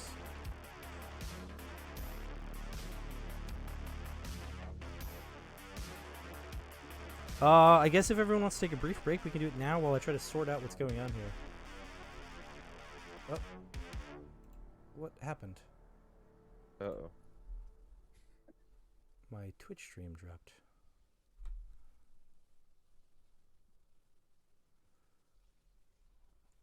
Okay. I don't know what happened. We're going to take a brief break. We'll go to break. Let me change the screen to a standby screen. And we'll go to that. Something happened, and it, like, all of a sudden my stream dropped. It said there's an Still error. there. Is it? Still there for me. Still see running. it. Weird. Yeah. You're good. It's They're still there. Yeah. Weird. It dropped on my end. Alright. You're So good. It's still there.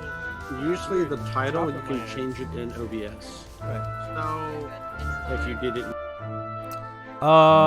No, it comes from the Twitch stream for whatever is constantly saying that I'm. Yes, so.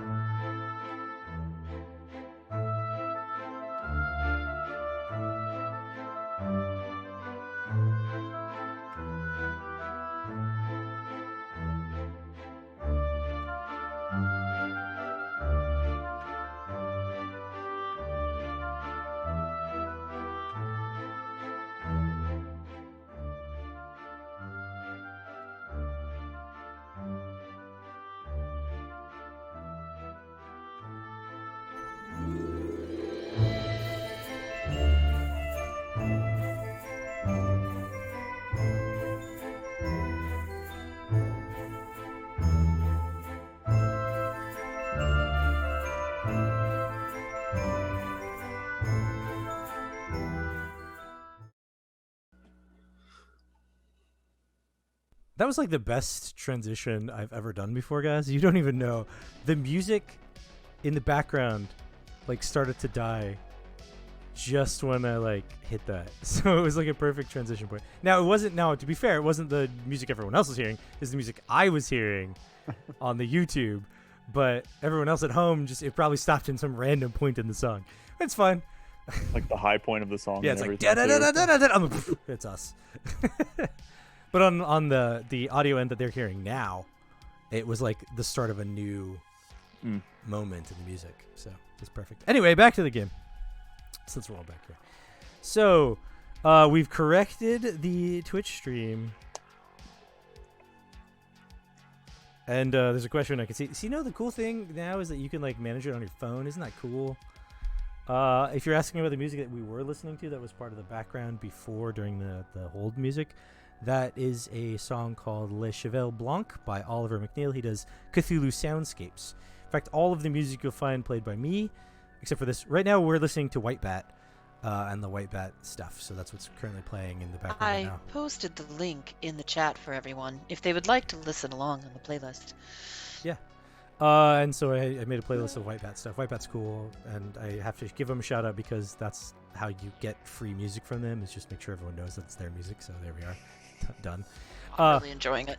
But then the music that plays during the opening and the hold screen and the end, it's all made by Cthulhu Soundscapes because Ollie McNeil is a very nice dude, and I once asked him many moons ago if I could use his music, and he was like, "Yeah, sure, wherever you want, no problem. I'm not gonna do any copyright stuff. Just put my name attached." So that's why you'll see it like on the side or somewhere. I'll have the name written down because that was the agreement we made.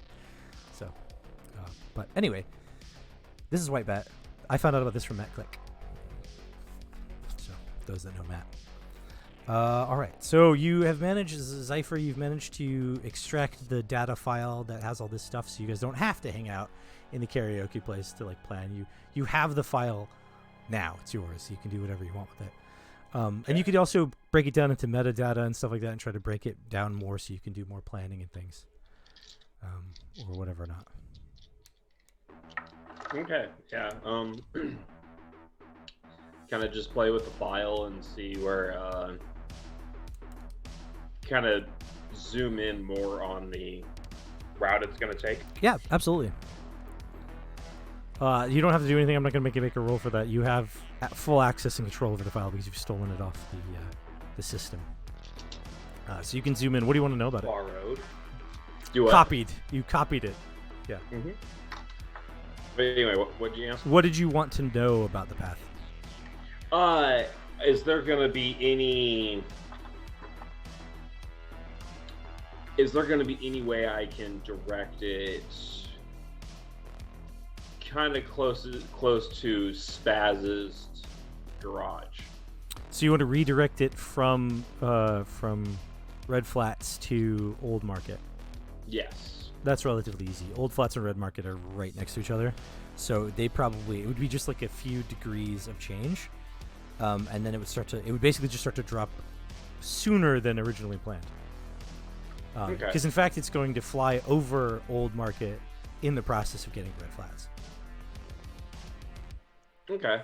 So just like at the right moment, you just sort of tweak it off path a little bit, and it would still keep flying. And the person inside would probably not even know until they realize that they're kind of off course a bit as it starts to land, right? Yeah. Supposing this is a pre-programmed flight and there's not like a pilot in charge, then you're probably fine. But if there's a driver in that vehicle, then they would notice something was up and try to correct it. Would I be able to get that information to see if the vehicle is pre-set up or gonna have a driver? Yes. Whoa, I did it again. I somehow minimized everything and froze the screen. All right, we're back. Dang it, clicking things. Yeah, you should be able to sort of figure that out, but it's going to require a search roll to search through the data files to see what other metadata is included in this stuff.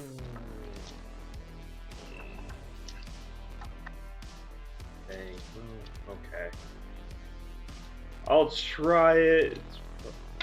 You're good at hacking systems and stuff. You're not good at like parsing metadata. That's not what your strong point is. I mean, we'll give it a shot. What's the worst, right?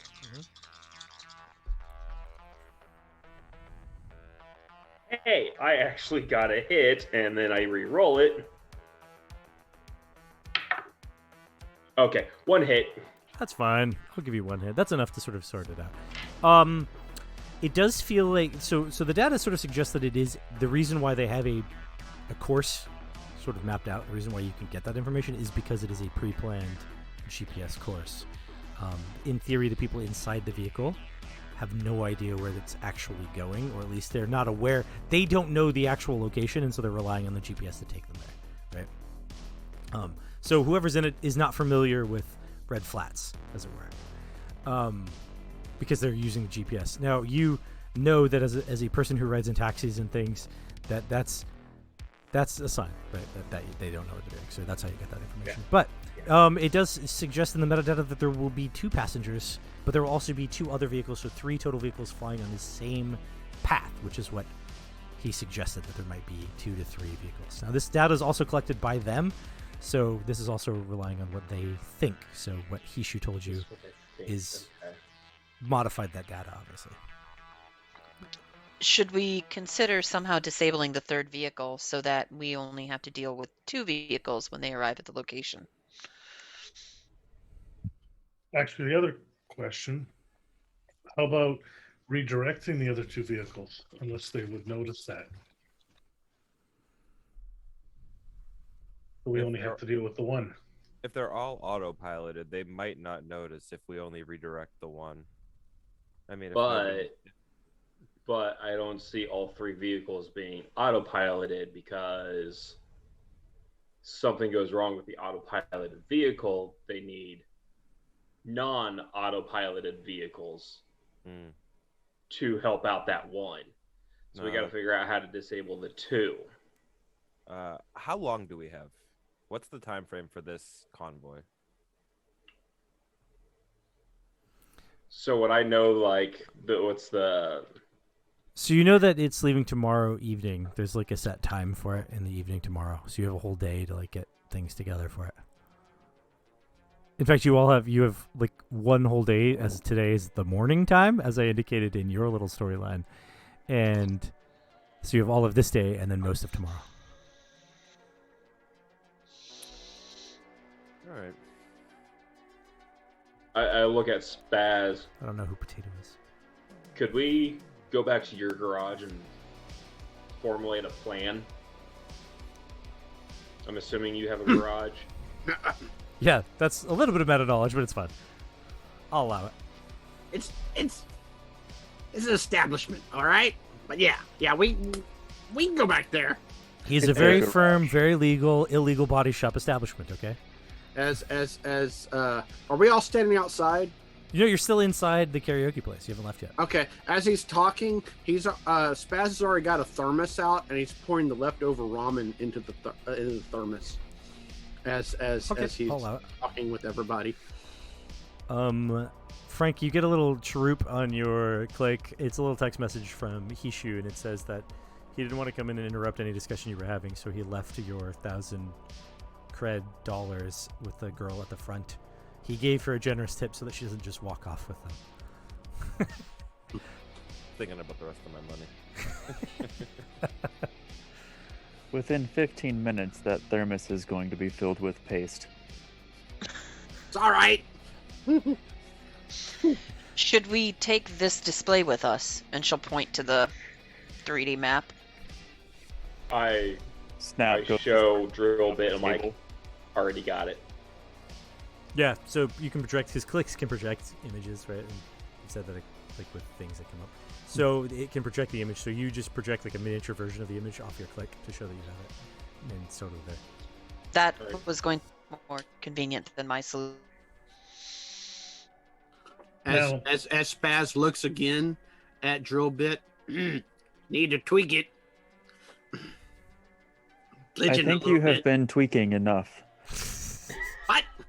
I would appreciate if any further investigation into that slight error earlier takes place tomorrow, once the additives have had a chance to work themselves out of your system.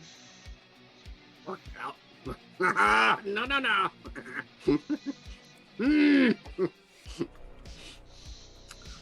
Had to stay in, baby. It's all me. Spaz lives in a world of constant drug-induced lifestyle.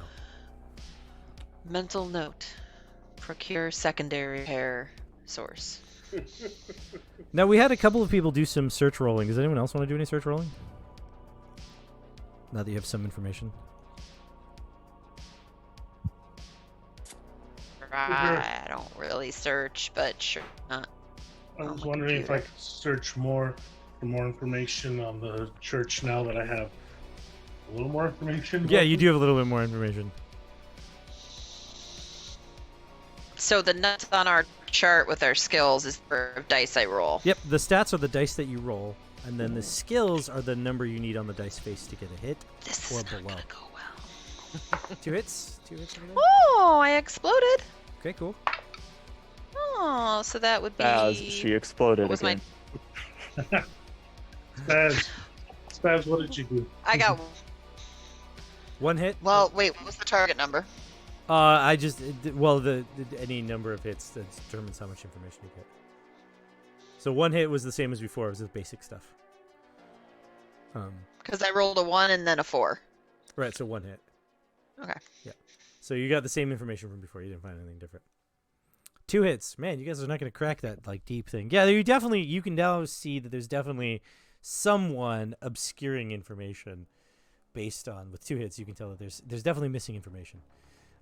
Someone is obscuring information about this Church of Truth, but you get a name, Mab, M-A-A-B, is the name of the person that's supposedly in charge of this Church of the Truth, this like figure.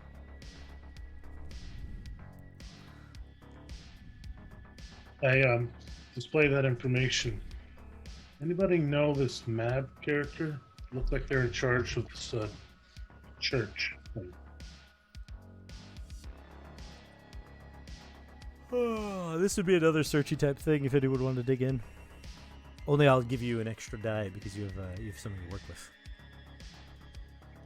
Oh, we can roll +1 dice. Yeah.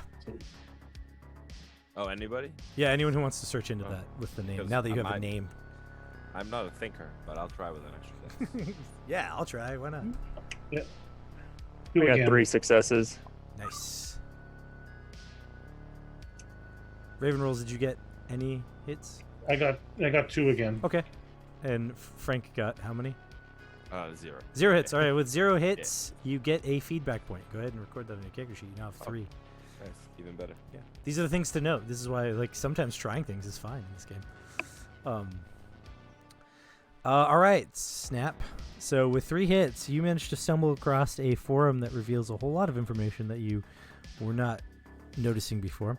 You get involved and you find that there's some cracker out there has sort of compiled a whole lot of evidence. Some conspiracy nut, essentially, more than anything else, has compiled a bunch of information that connects the Nanowire News Agency, or NNA, to the Church of the Truth in a strangely weird way. Basically, this NNA sort of gives money out to various Baha'i groups, but this person believes that the NNA gives a lot of extra money to the Church of the Truth. You know, like it's all like they throw a bunch of money around to make it look like they're giving it to all the Baha'i groups, but you know. This conspiracy theorist goes a little bit farther and suggests that the head of the NNA, a Magdalena Anderson Bryce, is the secret Mab that is supposedly the leader of the Church of the Truth. That's why they're conspiracy theorists, because everyone's like, nah, she's reputable and she grew up on the streets. She came from the mean streets and then like ended up creating a whole news agency. There's no way that she runs a church. That's just weird, right? And then, of course, there's those people that are like, oh, you're just trying to, like, a woman in power. You don't want her in power, so you're trying to bring her down, like, all this different stuff. So you get a whole bunch of discussion like that. He'd relay that to the group, having hit the right Google search, and Yeah. And, conspiracy theories are us forum. we just had to go to r/conspiracy theory. Yeah. Yeah, it's. I mean, it was full of a bunch of like David Icke things, but you finally found what you were looking for. For those of you that don't know who David Icke is, he's the guy that believes that there's shape-shifting reptilians that run the world. Oh, thank you. That guy. You know, regular stuff. I don't see a flaw in the theory. That's the other race that we don't have access to for character creation. That's the next stretch goal. That's funny. That's the supplement book that's coming out after this. Yeah, it's gonna be called Beta Red, Shape-Shifting Reptilians. By David Icke. Okay, so now that you have that information, you guys now know a little bit more. Do you want to do anything, or do you want to leave and go back to this reputable, legal, illegal body shop? I'm good to head back Yeah. to the Go to the shop. A little more privacy, Yeah. Sounds good. potentially. And you know, you're not Hopefully. using like the Jazz Moon Karaoke's Wi-Fi to do searches and stuff. Yeah. Scott, I gotta step away for a few minutes. Okay. Glitch is just being introverted as usual. Okay. This is a karaoke bar, right? Yes, this is a karaoke bar. Oh, I was gonna turn off his camera for him, but he turned it off himself. Yep. It is a karaoke bar. Does anyone wish to partake in the festivities before we leave? Go for it. I'm cool. You see something Not else? from me.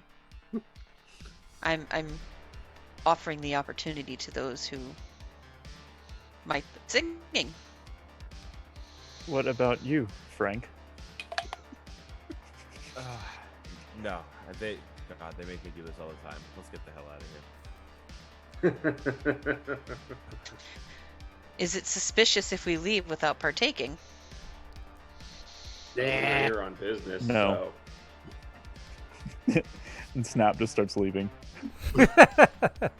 I mean, so the Yakuza guys outside, the shadiness of the neighborhood, the fact that this might be illegally run, the weird lady inside. Nah, this place is probably used for more like this kind of stuff than actual karaoke.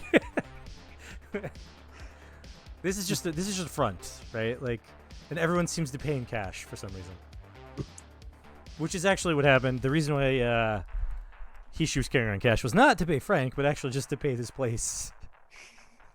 So he had to go out to his car to get more money to pay the place, right?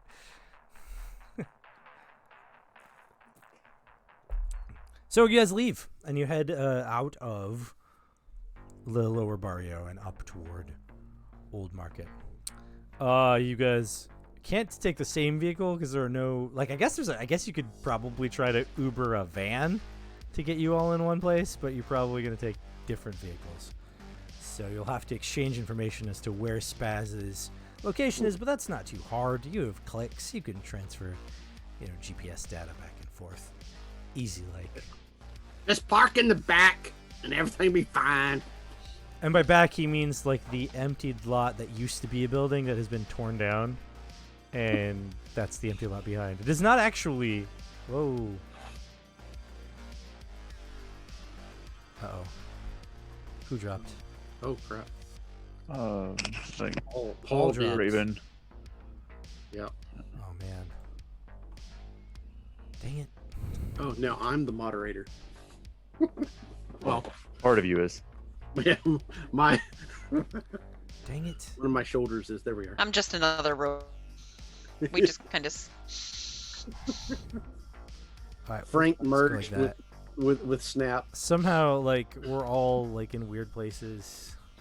Oh yeah. It's gonna mess up too when he comes When back. he comes back, again, that's why I so- can't Yeah, just it's fix gonna it, make it- because he's going to be coming back, and that's going to throw it all out of whack, and then I'm going to have to remove everyone around. That's right. Frank and Snap are sharing a screen, and it's See fine. if I can- Well, Move right over Snap's compassion is pretty low, so he probably doesn't understand personal space, so it makes sense. You know what I'm going to do? I'm going to do this real fast. I'm just going to go boom, What's it say? So go window capture, There we go. I'm in the middle of my screen. Oh. Zoom. Throw it over like that. We'll just be like this for a minute. There. We'll just be like this for a minute until he comes back. Cool. Yeah. So you guys should now be. Oh, wait. You're not on the screen. There. Fix it. So we're just gonna be doing this patch for a minute until Paul comes back, and then hopefully we'll get all back together. Okay. Bummer. Yeah. So we're just gonna do this for a minute, so everyone can see everyone's. Hopefully you changed your name. If you didn't, that's fine. Dan's the only one. I don't know. Your name was already on the overlay, so it doesn't matter. Okay. So while we wait for Paul, we'll just continue the story because he kind of indicated that he was gonna be gone for a minute, and then wanted us to keep playing. So. Just gonna try to pull you out full screen. Why is it not changing over on that side?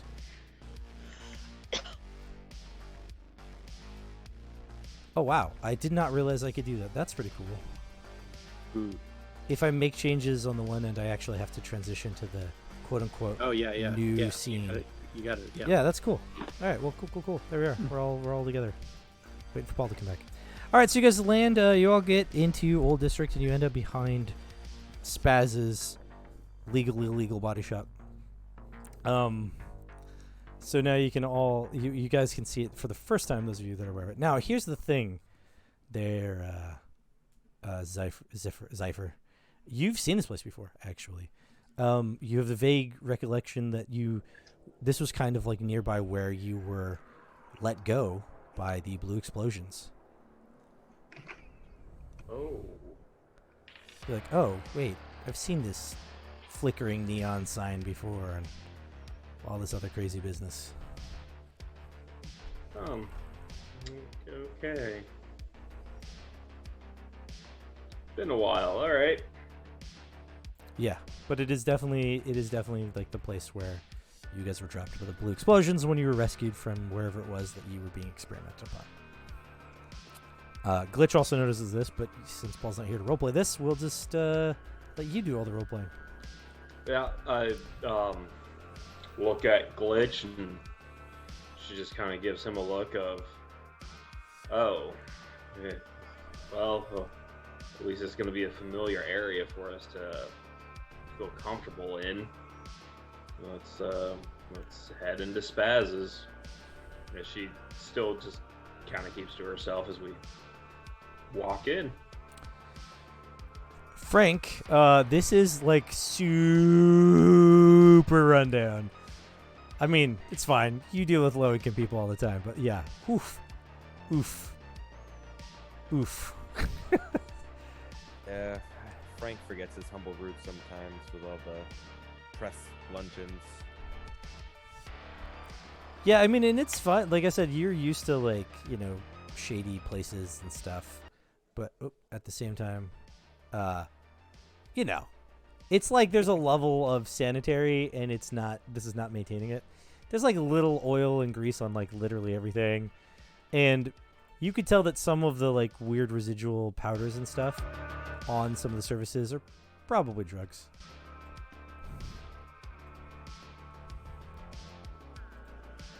I mean, I imagine Frank's bathroom is the same way.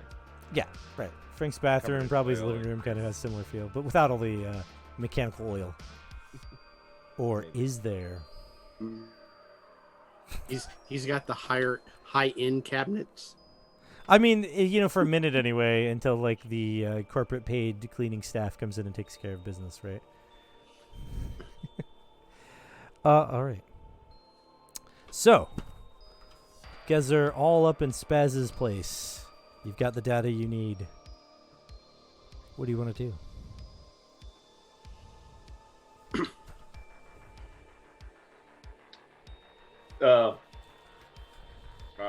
I walk in and see if I see Spaz anywhere.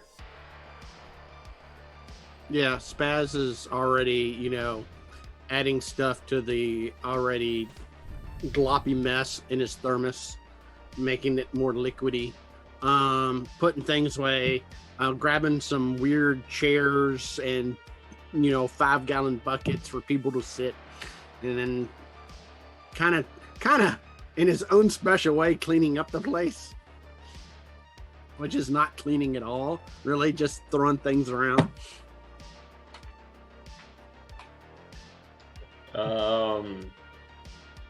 Is that where we're going to be sitting? If you want to. Don't use that chair. It's not stable. It doesn't look like anything is stable, even the owner. No, Right. not very. He's not stable, but he's cheap.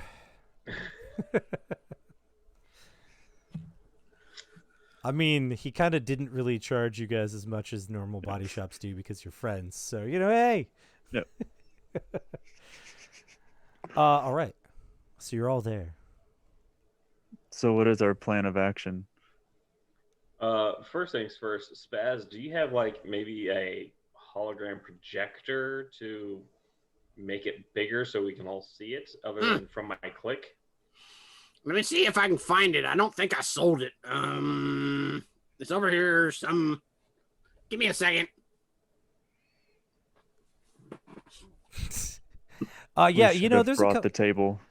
there's a couple of devices that you could use for that sort of thing. Like, especially considering that you, will do scans on various different robots to find out what's going on with them, and sometimes you we'll take a 3D image and sort of blow it up to see if you can look deeper inside. So yeah, you definitely have these kinds of devices laying around. Here we go. Right over here. And I pull out a bunch of stuff and plop it down on the table. Okay. So, we can use that window covering to project it on. Okay. It's a blanket across the window. And I get my click to display it through the projector.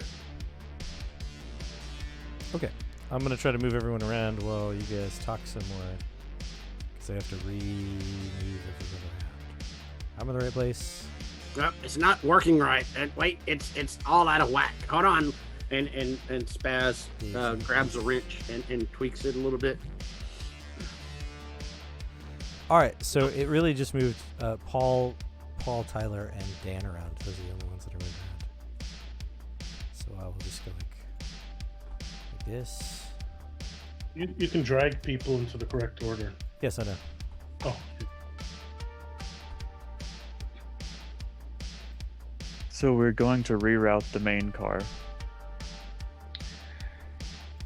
So, yeah, Zypher gets up there and is... So, it looks like it's going to be leaving this church. It's going to be passing by here. And as we stated back at the karaoke club, I'm pretty sure the two cars are going to be manned. We can make it disappear in my garage. That's what I was thinking, is if we could do that, but what we need to do is get those two cars off of the main car. What if I we can only had hack, someone in one car?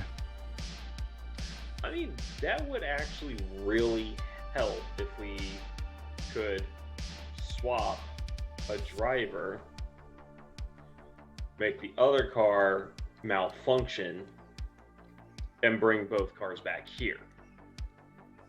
Because I can only really hack one car. I can only disable one car At a time. at a time. I'm good, but I don't think I'd be that good at one time. Would it help if I were to walk in front of the third vehicle to make it stop moving? And then you only have to deal with the first and the second? It'll be flying in the air.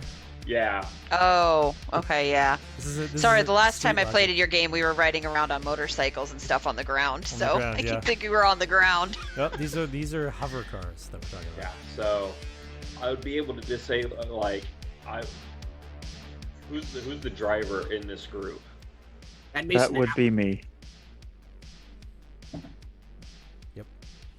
if I could drive the one car, I could possibly remove the other car with my car. And then the other car is rerouted. Well, It would be safer to replace the entire team in the vehicle with T-Snap instead of having him outnumbered by whoever else is there. Mm-hmm. yeah, So I are- would. Sorry. Because essentially, this is going to become a heist. It already is, but it's going to become an even more involved heist. The big thing is I need to crack the main car to reroute its GPS to Spaz's. Yeah. That's the big thing that's got to happen. We can't do that. It's a bust. We lose the advantage. Are you suggesting that we disable the drivers of vehicles 1 and 3, take their place, and then elf? That could actually probably work. I don't see why we can't get there early and try to take care of people beforehand. So now you're talking about infiltrating the Church of the Truths building to be able to take out the vehicle leaders or the vehicle drivers of the other vehicles, and then you just take both cars and you're the escort? When you say it like Or at that, least one car. Yeah, how complicated? When he says it like that, it's navigating? scary. In my head, we were really cool. Yeah, you guys are Because- doing fine up until like I mentioned that you'd have to get into this place. My thought was we're rerouting the main car, and then there's the 2 guard cars. Mm-hmm. So if we replace one of the guard cars with Snap driving and whoever else in them, however many people, Yeah, right. Citizens. Yeah. Could use the car that Snap has to remove the other escort car. Yeah, I don't think anyone else is qualified to. I don't know how complicated it is. well, there's driving and there's driving. Yeah, there's driving Right. and then there's driving. Right, exactly. We can all Um, drive. Yeah, you could all man a hover vehicle. I've never driven one before. But if you suddenly get into a chase, oh boy. That's a little different. Yeah. Scott. Yeah. Theoretically, obviously, it all depends on dice rolls. Mm-hmm. But what could I do if I astrally project myself into another vehicle? Could I? You could listen in on You- conversations going on in there. Can I use other psychic abilities? No. Okay. All right, there goes that idea. Yeah, you can't astral project into a place and then murder people with your mind from like a million miles away. Like it doesn't work. Why like would that. I do that? That'd be No. awesome. Can we launch a murder robot out of our escort vehicle into the second escort vehicle? Mm-hmm. You want to like drill into the other vehicle? Mhm. Okay. Mid-air attack? Yeah, that's totally doable. That's kind of Or what I we was could planning hydro to it with in the the other trunk. car. There's Like, a flying skill called Ram that I was planning on using. If Do we could we, get me we- in. so we have a vehicle? You don't. Well, I mean, yes, you have a vehicle. Does it match the escort vehicles? Probably not. They're probably some high Oh. corporate black steel looking, armored car thing. But you do have Well, a vehicle. Well, Yeah. we need to get obviously Cypher close to them. Maybe even Drill Bit. I don't know. I mean, if you also wanted to get a vehicle, because the vehicle you have will not hold all of you, so that's the thing. If you're all going to go together, you'll need a different kind of vehicle. But if you're going to split up like you're talking about doing, you'll probably be okay. I think we may need to try to get our hands on the actual escort vehicle to Mhm. get T-Snap into. And then we'll have to find out the size of the crew to replace. Do we have that information from what you recovered? No, unfortunately, I got that it's going to be the main car is going to be a GPS tracked. The crew, I couldn't get anything. I'm good at hacking and cracking things. Don't ask me to search up how to make food. It won't happen. He does not know how to use Boolean parameters for search functions. Or Boolean, right? How close would he have to, like, so if he wanted to, say, hack into the church's databases, would he have to be inside the building? Presumably, they would Proximity? probably have some kind of secure network, so he'd have to be either inside or tapping into whatever external connections that they have, which would be a bypass. So there are different things he could do to get in there. He could try to tap the any outgoing signals that they have, or he could get inside and then try to crack it from the inside. But yeah, presumably he'd have to be inside of it because all the rest of them would be lanes coming in, and he's pretty good, so maybe he could, you know, piggyback on their website to like their web admin, etc., and make a way through that way. But that's a real big if. Super big, definitely can do it if I'm inside or on top of the building. I could get you to the building. Start. That's something we can do. Can we route the vehicle past another building and I could be waiting on a balcony and then jump onto the car and disable it? Of the Talking third about vehicle. one of the escort cars. Mhm. That could be that. That's actually a very good option.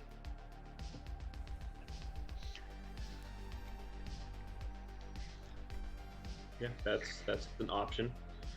Where you can make it go past Spaz's, get the car. Spaz's building is probably not tall enough to leap from. No, I was meaning get it past to where there's a higher building. Oh well, the higher buildings are actually probably closer to the start of the trip because the city center has the higher buildings. That's what I was thinking. Oh, okay. And then you guys are out in okay. the like suburban Outskirts. area. Okay. Yeah, it's the slums. Okay, I didn't. And think then about it's headed to Okay. the slums. So like the buildings are gonna get lower and lower, the closer it gets to its destination. But its start point would- is right in the middle of tall Tower City. I would simply need to be able to access the underside of the vehicle, and Spaz could instruct me as to which sections to pull to disable the vehicle. Most definitely. That way it looks more as if it is an error with the car itself and not an error because it's being attacked. Another option is, or at least to disable one of the vehicles to get Spaz to the motor pool. We can do that too. But I don't look like no church person. He says No, as but he we do have continues to somebody that drums. looks famous. Although, you know, as I shake the ramen, and y'all have already seen all kinds of different things I've added to it. I do pray to a different god, and I chug it. We do have somebody that looks famous. Ooh. Frank. You're So famous? is Yeah. Zypher, does he recognize Frank then? Is he a follower of rock music? A little bit, yeah. Okay. I mean, he is tattooed up, and I mean, like, he hacks things, so obviously he's pirated so much music. All right, then I'm yeah, more you've partial to probably metal. pirated a few of actual Frank's concerts. You can see Mhm. that this guy looks a lot like Frank, but like it's one of those like a lot like, but now that you see him in person, he doesn't quite look exactly like. You know, like you're like this is one of those things where like they must add makeup to him and lighting and stuff to make him look super good. This guy looks a lot like him. It could probably play him Well, wait, in a tribute band, for example, but isn't necessarily exactly like him. well, wait. Are- He's called Frank too, Mm-hmm. right? So that's an odd name. Are you suggesting we use him as a distraction so it's easier to access the building while everyone is fawning over the celebrity that is thinking about joining their church? Yes. Oh, Woohoo!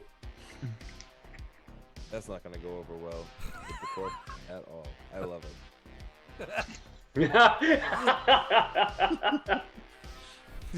Corporate's gonna hate this. I'm down. Let's do it. Need to convince that hard. Just Okay. just get me just get me to the cars and we're good.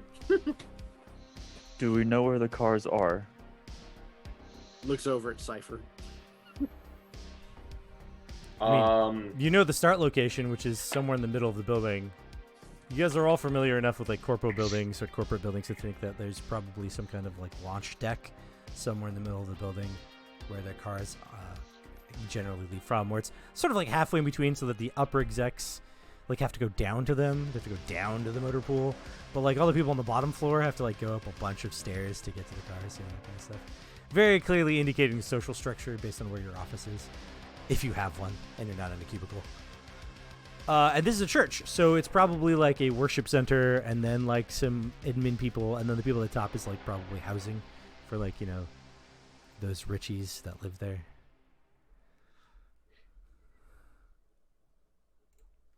That kind of thing.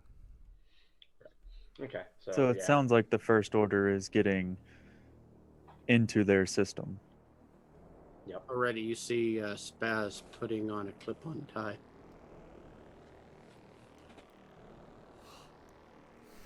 It's not a bad idea though. The idea with the celebrity, because you know how celebrities are sometimes. Just throwing this out there. I did not in my notes account for this kind of thing, so I'm winging this. But as you guys are aware, like, you know, churches like this, like you as indicated, they're probably going to fawn over him, and celebrities are pretty particular. So, you know, if this particular celebrity needs to see the cars that they would ride in if they join this place, that would probably be something that they would let him do, as it were. Like, well, let him see whatever he wants. Just get him in, like that kind of thing. I could act as his bodyguard also, Private mechanic. or his doctor. Better yet, you're my new manager, Spaz. Hi. Yes. And I mean, I'm good with techie stuff. Obviously, he needs a schedule manager to make sure his schedule is opened up for any extracurricular stuff. I believe the term is assistant. Something like that. So Spaz looks over at Glitch. Arm candy.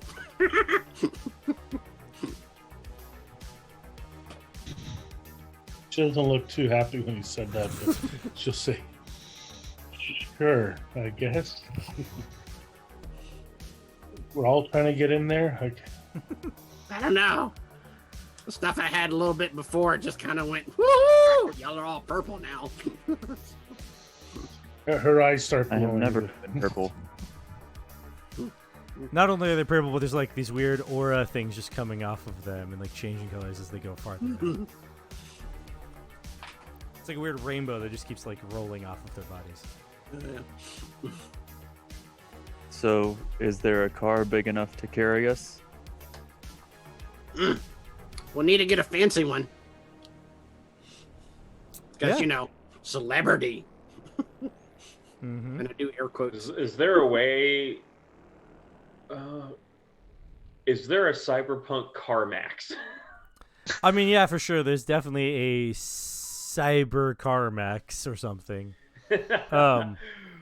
Yeah, for sure. There's definitely places to buy cars. In the neighborhood you're in, they're probably going to be lower income cars. You probably want to go into like Old Market, you know, Frank's territory, where you'll find like it's literally like a black market district, and so you could find nicer cars there for the cheap, as it were. Would I know of such places? Yeah, you probably would. You would know that like you can buy cars in your neighborhood really easy. Like, you know all the dealers in your neighborhood. Like you hang out with them, you talk to them, maybe you do their cyberware, whatever. But like your stuff is all going to be like run down cars in this neighborhood because it's not a super great neighborhood. But like, you absolutely know that Oat Hill has some places, and there's probably a few people with reputations that you're aware of, like people that are shadier than others that sell decent vehicles. Versus like, you know, like that one guy, you never go to that one guy because the cars are always lemons and they never work. Yeah. But I know how to fix them, so it doesn't matter. But yeah. Well, what I was wanting, if I knew a guy that knew a guy that knew a guy that could hook us up with this fancy limo, you know, or whatever, you know. Yeah, there's actually a skill, like, or a talking action for that sort of thing. It's called trade. Trade. Yeah. No? So Frank. that's where you manage to make contact with someone who then provides you with a piece of gear worth up to 1,000 or something like that. Like, in this case, we'll roll with that and be like, this would be a person who could hook you up with that kind of thing. Okay, so what do I? It's going to be a subterfuge roll, so it's going to roll off of your Oh, expression awesome. and subterfuge. Because I have subterfuge. So okay, so subterfuge, and so the total is the number of dice I roll, right? Yeah, so your expression number is the number of dice that you're going to roll. Expression. Okay. Oh, the expression. Expression is the number of dice you're going to roll. And then subterfuge will be the number on the die or below that you need to get hits. So the total is 3. So I need the 3 or lower, right? Mhm. And my expression is 2. Oh, I was way doing that one. So 2 dice. You roll 2 dice looking for 3s. For this trade, you need 3 hits. Woo! I have an exploding one. How many hits do you have so far? Oh, two. I rolled a 1 and a 3, Okay, so it's 2 hits, and then you're re-rolling the 1. and I rolled another 3. Okay, that's 3 hits. Yeah, you absolutely managed to establish this connection. And you're able to, like, make a connection with a guy in Old Market who's trying to get rid of a corporate car, very clearly a corporate car. It is a corporate car that some random street gangster clearly stole, not knowing that corporate cars have, like, trackers and stuff. And so this was like a whole big headache to try to make it sellable. And he's just trying to get rid of it because he can't get it not tracked well enough. Like, he can't get rid of all of the weird corporate accoutrements that are inside. So Bob has one. And he's willing to sell it to you if you want it because, he just wants to offload it as fast as possible. We can buy it, but we're gonna have to mess around with the tracking chip. I figured. That doesn't You're- sound like a you're- problem. Yeah, your department. Yep. Okay, I'll push yes. Cool. Buy. I'll push the buy button. Cool. He wants 3,000 for it. Look over at Frank. You're the celebrity. Oh, yeah, by the way, Frank, you got your extra 1,000 when you went to leave, by the way. She gave it to you. Sorry, I forgot to mention that. It's gonna be 3,000. Oh, I say we split it 6 ways. Okay. Wow, he's a really good face. Not only did he get you guys more money, he's now convinced you all to throw into the pot. Well, could we also just have a guy come pick Frank up, and then we just take the car from him? Possibly. Can I get access to a corporate vehicle that is autonomous? Because I could just have Cypher hack it and erase its GPS history, whatever he does. I trust him already. I was thinking we have muscle, so even if they sent a guy with it, just Yeah, but they still like pay my salary and keep my house and stuff, so Yeah, right. then just work for the money instead. whoa. But where's the fun in that? I mean, to be fair, he doesn't necessarily get out of contract that easily. Yeah. A little more complicated than that. I feel as though a $3,000 joint effort to pay for a untrackable vehicle is a sufficient use of expenditures. Plus, we funds. can use it later. Well, exactly. We can also resell the vehicle once the system has been disabled and make more money on it. You probably could make more money because it doesn't have a Right. tracker chip in it. So we could all Either get our that money or back. we can, use it for a party vehicle, and then eventually sell it. If we let you party in it, we will not be able to sell it. Yeah, I can already tell that one. Nice try, though, Spaz. Okay, I will go pick up the car. We each have to transfer. I tell Bob. I think it's 500 that you each have to transfer. Yeah, 500 each. I hand D-Snap $500 cash. And I'm looking at the 4 of them. Obviously not. And we got 3,000, right? Yeah, so each of you got 3,000, so you absolutely have. One of you could have bought the car outright, but No, Frank that's proposed not- that you guys throw into the pot. So yeah, so you guys all throw in 500, which you have. 500. Yep. Okay.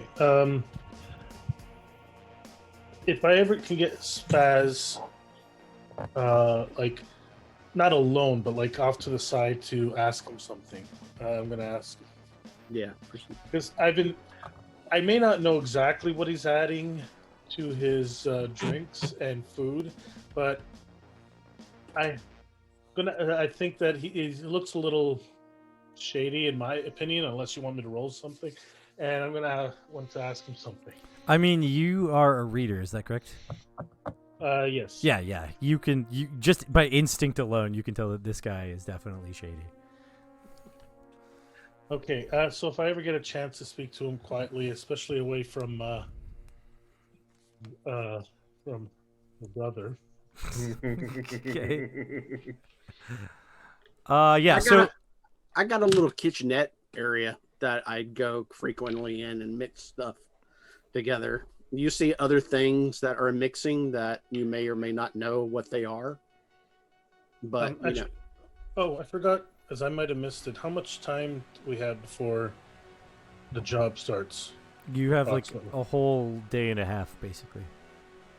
Okay, so I'll follow Spaz into the kitchen at one point, and I'll say, I was wondering if you are able to procure some Beta Red. Or do you know where I can get some? Mhm. Let me ask him.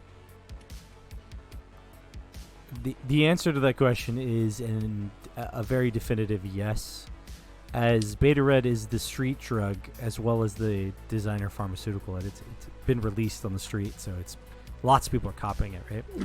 It is the drug that everyone needs humans need for implantation. And because you are a body shop, you would need Beta Red in order to do the job that you do. So you actually probably have like a canister of Beta Red on one of these many shelves in your shop, just full of Beta Red. However, you had to buy that, so like that is inventory that you are talking about, but you do have it. So what do you need it for? How much you want of it? Just all amount. I don't know. I just know that it'll And you want help me with my abilities. In game terms, you'll have to pay him 500 creds for a batch of Beta Red, because that's how much drugs cost. okay. Yeah, it's a whole batch, so I need a. So do you want it? What type do you want? Like the pure stuff? I got some that has different effects. I just need the. I got the special brew. No, I just need the basic standard stuff. Yeah, the Nothing boring, special. the boring stuff. All right. Well, do you want me to be taking other stuff while I'm using my powers? What powers? You saw what I can do. What did you do? What are you talking about? What do you mean, no, Scott? Oh no! I'm saying yes. Oh. I'm like nodding that you're like when you said, "Do you Oh. want me to be taking random stuff while I'm doing this?" Yeah, you don't. No, you don't. No, you don't. No, we do not. That is not a But thing. Spaz. But Hey, Spaz. Raider in the middle of the Spaz city. Do you have a wild magic surge mechanic in this game? Yes, I do. You're As a about matter of to fact. get one. Yeah, yes, I do. He As a matter of does. fact, that was that D66 table I mentioned last That's time. right. Yeah, there is Yeah, in fact. you don't. I think for this job, you want me to just take the basic stuff. See, All see, right. what Paul is suggesting, by the way, is that if he takes the Beta Red, he gets to do psychic things better, but he also has more backlash, which means that the basic stuff has the ability of doing these weird, wild, magic-y things, right? That D66 table might come into play on even the basic psychic stuff. So yeah, it's already questionable. So, do I want it laced with anything? No, the thing is, we're playtesting. Yeah. I have to test the backlash table. Yep. Even though I already have a -1 to backlash, I gotta up Mhm. it somehow. Mm-hmm. So how much do you want of it? I don't know. A 500 credit batch of it. Yeah. Well, how much is it? And I'll tell you how much. 500 Scratch is creds? 5. 600 creds? Yep. Yeah, you know what? She says, sure. All She right. doesn't know. And she has more money than she's ever had. So it's like 600, that sounds good. It's important to me. Cool. I'll hook you up. Spaz is your man. So you have a D6 usage die for the beta red drugs that you now possess. It's the For a typical D. beta red effects that are mentioned in the rulebook, right? So it'll be +2 to your psi and +2 to your backlash. How big is the stash you said? It's a D6. A So D6, yeah, okay. the usage things in this game, most of the consumables are a die roll to find out if you still have some. Like the drugs that Spaz has been using, I made him make a die roll. I might force him to make a die roll here soon because he's using it a lot. But as long as you don't roll a 6, you still have a stash, right? You still have your batch of whatever it is, whether it's soothe chips or grenades or drugs, whatever it is. So you're lucky if you continue to maintain not a 6. But the moment you hit a 6, you've run out. Do you run out, or does the Okay. die decrease to like a D4? Not and then for you- the consumables, and there are no D4s as far as it goes. D6 is the lowest die, with Okay. ammunition. This is the same kind of thing as with ammunition, but the difference is that you can't buy up more dice for the usage die.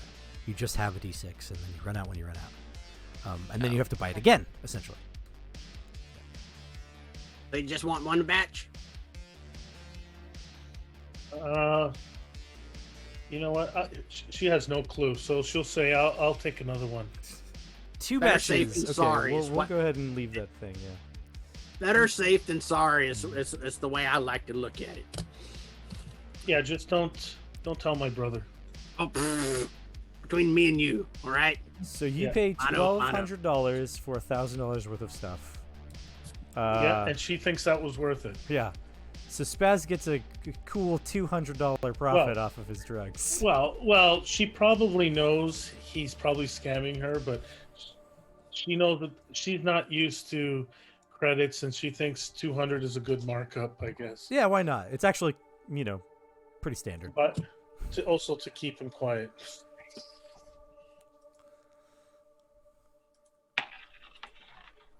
Okay, so Snap, you go to the dealership, and you guys paid, right? Like you have the money for it. So, Yeah, I sent it over via whatever. Yeah. So you have know. 2,500 credits in cryptocurrency in your crypto wallet, and then you have 500 creds cash, burning a hole in your pocket, as it were. On the way there, would I be able to stop somewhere to pick up some more ammo for my gun? Absolutely. Okay, cool. Yeah, there's ammo are us kind of feels like there are places where they sell bullets, like bullet Probably barn, go you into know? a shop to see if I could use the 500 to maybe get a little bit better deal, since it's cash and untraceable, blah blah blah. The first place you go into definitely is like, what is this crap? We're a high-end establishment, thank you very much. But the second place, the guy at the counter just welcome. kind of looks around, and he goes, I've got special inventory in the back. Right, this is a euphemism for go back here and we'll sell you what you want. Then Right. you meet him basically in the back of the store, like outside the cameras and stuff.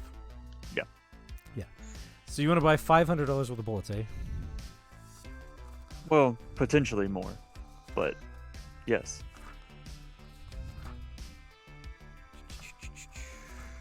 Just checking my thing. I know how much it costs for each thing. I'm just trying to remember because I wrote it in a different way for this book. All right, because I revamped it. So what die do you have right now? I just have the basic 6. D6. Okay, so you want to increase it. So to increase it to D12 would be 650. Right. D10 would be 150. Could he try his bartering for the? That's what I D12 was for trying 5? to do. Yeah. Yeah. So what do I roll for that? So we're This gonna be is all doing this would be Subterfuge again. Subterfuge is used for all of Okay. the stuff, and you're gonna be since this is a con or something like that. You're gonna be looking for 3 hits. If we hit this, it's not going to go well, but okay.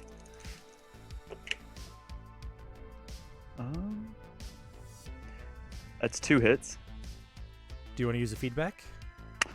Yes, I do actually. All right. I forgot I had that. Yeah, so you drop a feedback, and yeah, you absolutely can talk it down to 500, for a D12. So now you have a D12 instead of D6. You effectively double the amount of ammo that you have. Right. Right.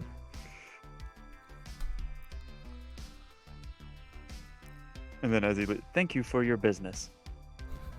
Because the read person, yeah, he has a 1 for the compassion and for that, so it's very like he doesn't realize he shouldn't be saying anything. But yeah, the reason why he sort of accepted is because you sort of gave the argument, right, that this is untraceable cash. Like, Right. he could literally just go do whatever he wants with it. Now his boss wouldn't even know about it, right? Supposing he's not the owner of the shop. Right. So he's like, pocket it. Actually, I also asked Spaz do I know a mechanic type character like Spaz? Would he be able to augment armor? He probably wouldn't be able to augment armor. That's not really a thing. Well, I just meant the armor upgrade type of thing. Oh no, that's for the. Oh, those are for drones. Sorry, I thought I could do that too. No. Never mind.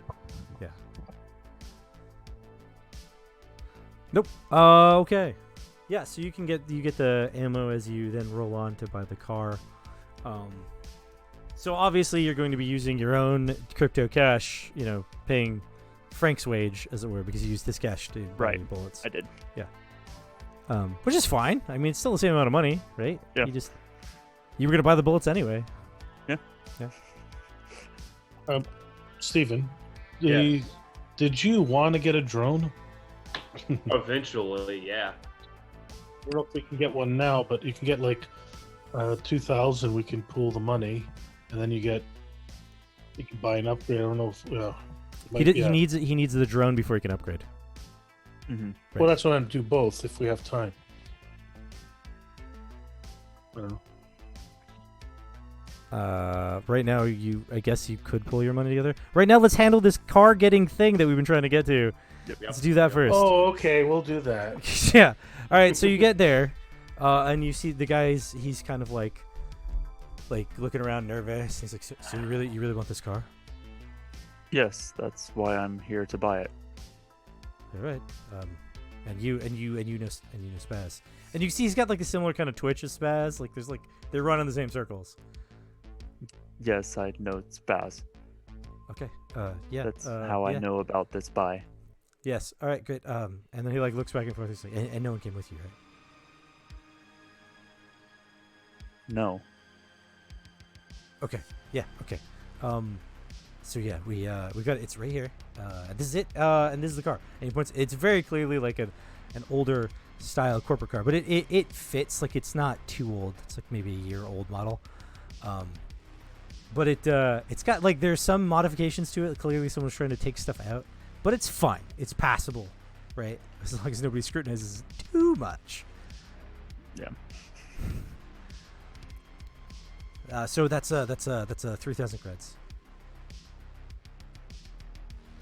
He said 2,500. No, he didn't. So now what we're gonna do is you're gonna try rolling again with your subterfuge. We're gonna see what happens.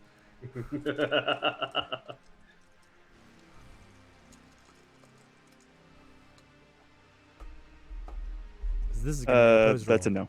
That's a no. That's a big no. All right, yeah, I got 2 hits, 3 hits, 4 hits, 5, 6 hits. Yeah, I rolled no, 2 that's a big 5s. no over here. Yeah, he's like, no, he didn't. No, he didn't. Here's the money. And he'll do the transfer. All right, cool. It's just like a quick, clickety thing. He accepts the cryptocurrency, and then he just sort of hands you a chip, which is is the thing. It's just like a fob, proximity. You can get into the car. And he'll. It's jury rigged though. It's made of a bunch of random things. It's clearly not the traditional chip that goes with this vehicle. And he'll go to start the car, look at the chip, look at the guy, shake his head, and then just do what he has to do to start it. Yep. Starts right up. It starts up there's like a moment where it's like, tick, tick, tick. Like it doesn't accept the code, and then it's like tick, poof, and like starts up. And everything comes on. All of your V-thrust gyro, like V-thrust kicks on, the gyros kick on, vehicle works. But you can immediately tell that it's trying to connect to a corporate connection. Just keep hitting the red X on the screen. Yeah, so go ahead and make one fly roll. Right, this is going to be your reaction and then whatever your fly is. To see if you can make sure that this thing stays off any of the the radars and things, the signal boosts that the corporations might use. That is 3. Oh yeah, absolutely fly under the wire, as it were. Like you're under the radar, fly, around the buildings and things. Nothing triggers or kicks on that sensor. So your chip never, the tracking chip never activates inside the machine. Cool. So for the rest of you, you guys hang out however long you hang out. You do whatever you're going to do in that meantime. Apparently someone wants to buy a drone. That's going to take a little while. But as you're doing whatever you're doing, the black corporate car that looks like the one that you attempted to purchase comes slowly landing in a perfect land amidst the debris of the space. But also not like visibly. Like you don't notice it at first because he was flying under the radar until all of a sudden it's like descending into the backyard area, this parking lot. Excellent. I got the car. He is lucky he didn't try anything funny. Bob's all right. Don't worry about Bob. And Spaz runs out, pops the hood or wherever you pop stuff, and starts looking to see if everything is in working order. And if he needs to repair anything, he repairs it. So on and so forth. So. Yeah, everything looks fine. There's obviously you have to remove the chip and stuff or deactivate it first, because if you try to remove it, it's going to set off a different alarm. Yeah. Well, I let Cypher do that. All right. Fun Yep, business. I come out with my deck and I'm like, all right, let me get to work. Give me some time. Spaz, Yeah. I need quiet. I'll let you know when I'm done. You might want to go pick out the paint. Oh yeah, paint. And Spaz runs off. Okay. All right. So yeah, I go to deactivate this chip. Okay, you're making this. Are you gonna do like any kind of thing, like spoofing it first, or you're just gonna try to sleaze right in? I'm gonna try sleazing right past it. Sleaze right in. Okay, so This is going to be, because this is a corporate vehicle, it is normally a 6, meaning that it would be a TN 8 for sleazing. -4 overall, I think. Your chip, your deck, your augmentation. Right? Is that Yeah. I'm missing something? Chip, deck, augmentation. I feel like I'm missing something. Nope, I guess that's it. Chip, deck, augmentation, so that's 3 off. So 5 is the TN that you're looking for. all right, I roll 5.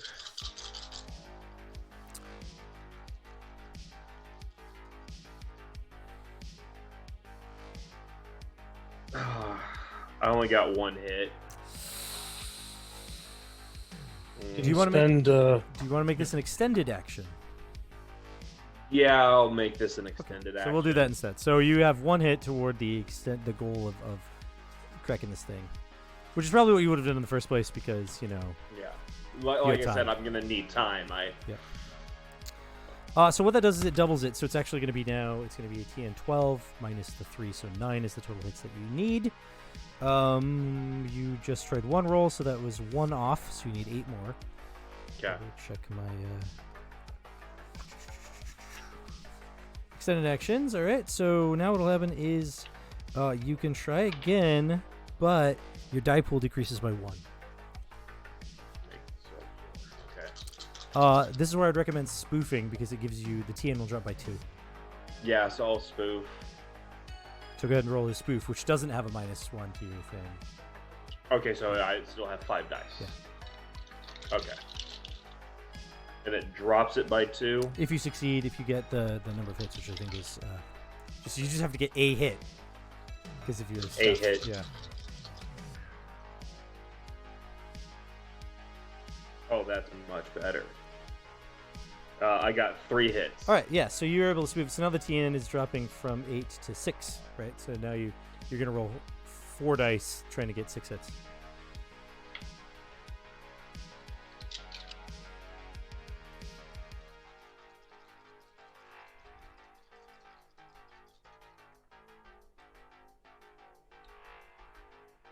Okay, so I got 2 hits, and one of them is a 1. Okay.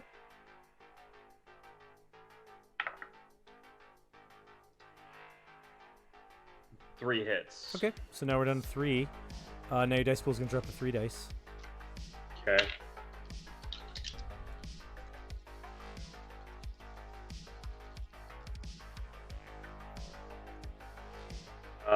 That's 1 hit. And Okay. it's a 2, so. So down to 2 hits required to crack this thing, and you're down to 2 dice. Is that right? Yep.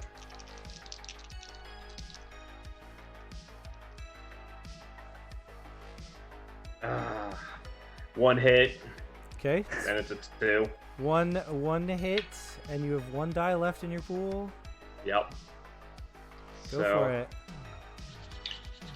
Come on, come on, come on, come on. Oh, no. It's a, You have any feedback left? I do have a feedback. I will spend a feedback. All right, I'm you gonna managed use to that crack this feedback. thing. Like you're like just, it's really a hard code to crack, and you're just like you think you're slipping, but you just managed to like get the right thing to get it to shut down right at the last moment. And so now the chip is disabled. But yeah, that's a lot of it. By the way, the order of operations probably should have been spoofing before you two did the extended actions, right? To like decrease the TN. So that's what you should have done. But I let it. This is the first time playing around with it for you, so I was like, it's fine. We'll let it go. It's definitely interesting. Yeah. So anyway, you do manage to crack it, just barely. So when you're done, you like. I mean, that took how many? 5 attempts, right? Is that right? Yeah. Yeah. Yeah. So that was a goodly amount of time, we'll say. It was like 5 hours or maybe even 10 hours of trying to crack this thing. While A everyone lot else of is doing stuff. cussing, a lot of kicking the car. Yeah, like everyone else is doing things. Maybe they have lunch or whatever's going on, and you're like sitting there being like, "Fuck!" And it's like all they see is like you with like your stuff, like a bunch of things going by on the screen, Matrix style, like green lettering all over the place, like At random one point, a codes. Rubik's Cube shows up for some reason.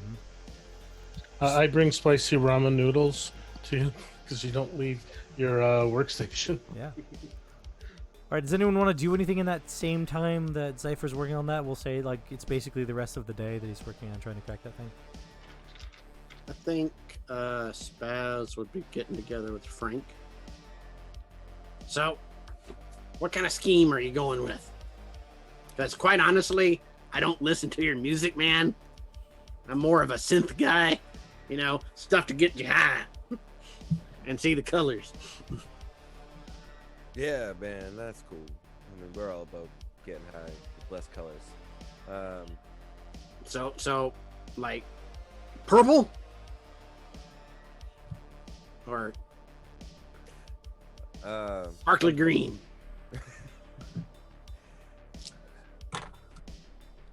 So I think what we'll do is we'll get we just gotta get everybody inside. I don't know how we're gonna do it still, but Oh wait, you I'm your stage manager, right? yeah, no, listen, I'm sure the plan will work fine. Okay. We'll So- figure it out when we get there. Furs, right? Oh yeah, Oh, I got some. leopard. and Spaz just runs off.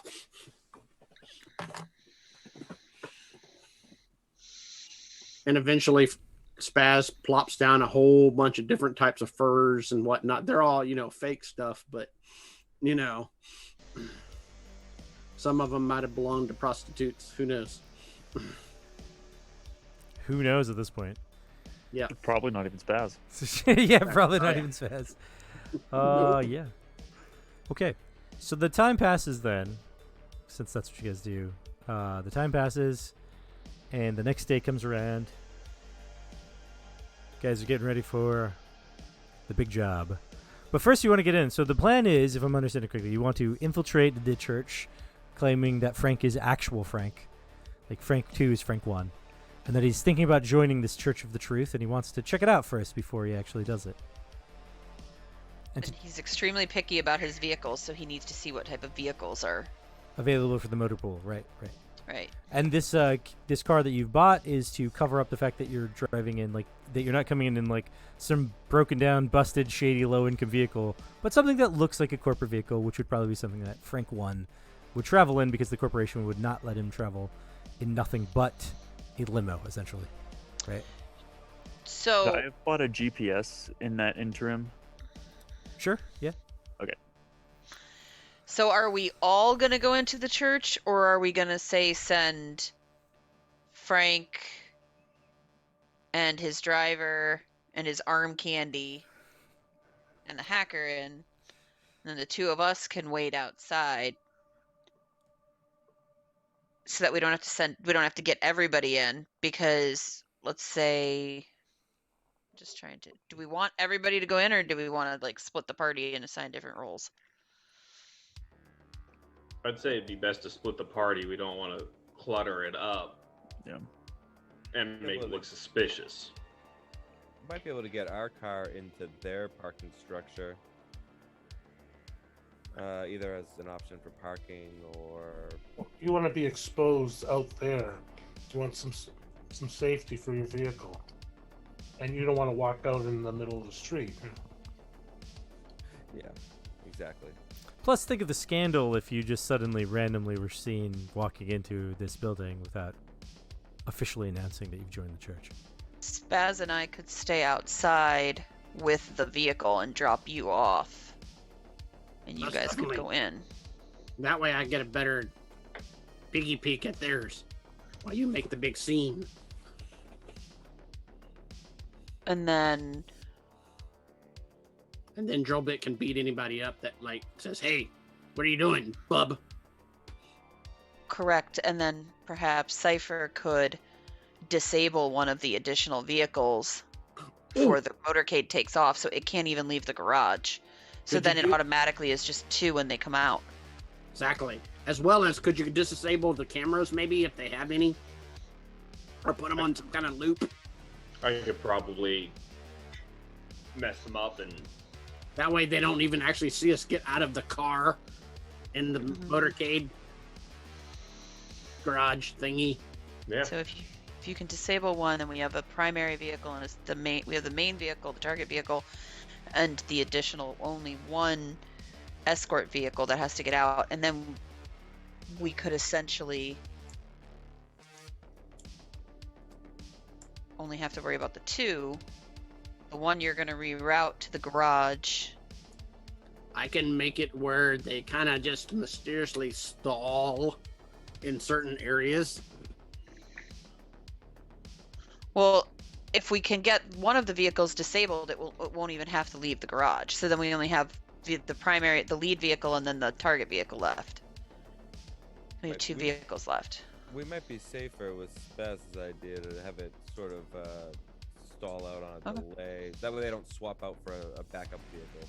That's true. If it never leaves the motor pool, they'll probably send somebody else in its place. But Cypher, you could set that up inside the garage, right? So that that happens within a certain amount of time of it leaving the garage. Yeah, I could probably definitely do that. And then how would we like to deal with the lead vehicle? Not the The main, not the target, but the lead. Well, I thought we were gonna have Snap be a driver for one of them, or was that a plan that got abandoned? No, we can't. I mean, If we could We find can the right still, it's fine. resources. If I can drive one of the vehicles and we can disable the other one by one of Mhm. our many means, then But how are we going to Yep. get you? You have to be part of the church, probably. They don't just take Well- anyone off the street. no, but Drive the- Glitch I'm not just anyone. I'm a robot driver. and Glitch, if you could psychically disable the drivers of the first one, and maybe we hide them in the trunk, and then just you 2 act as the other drivers.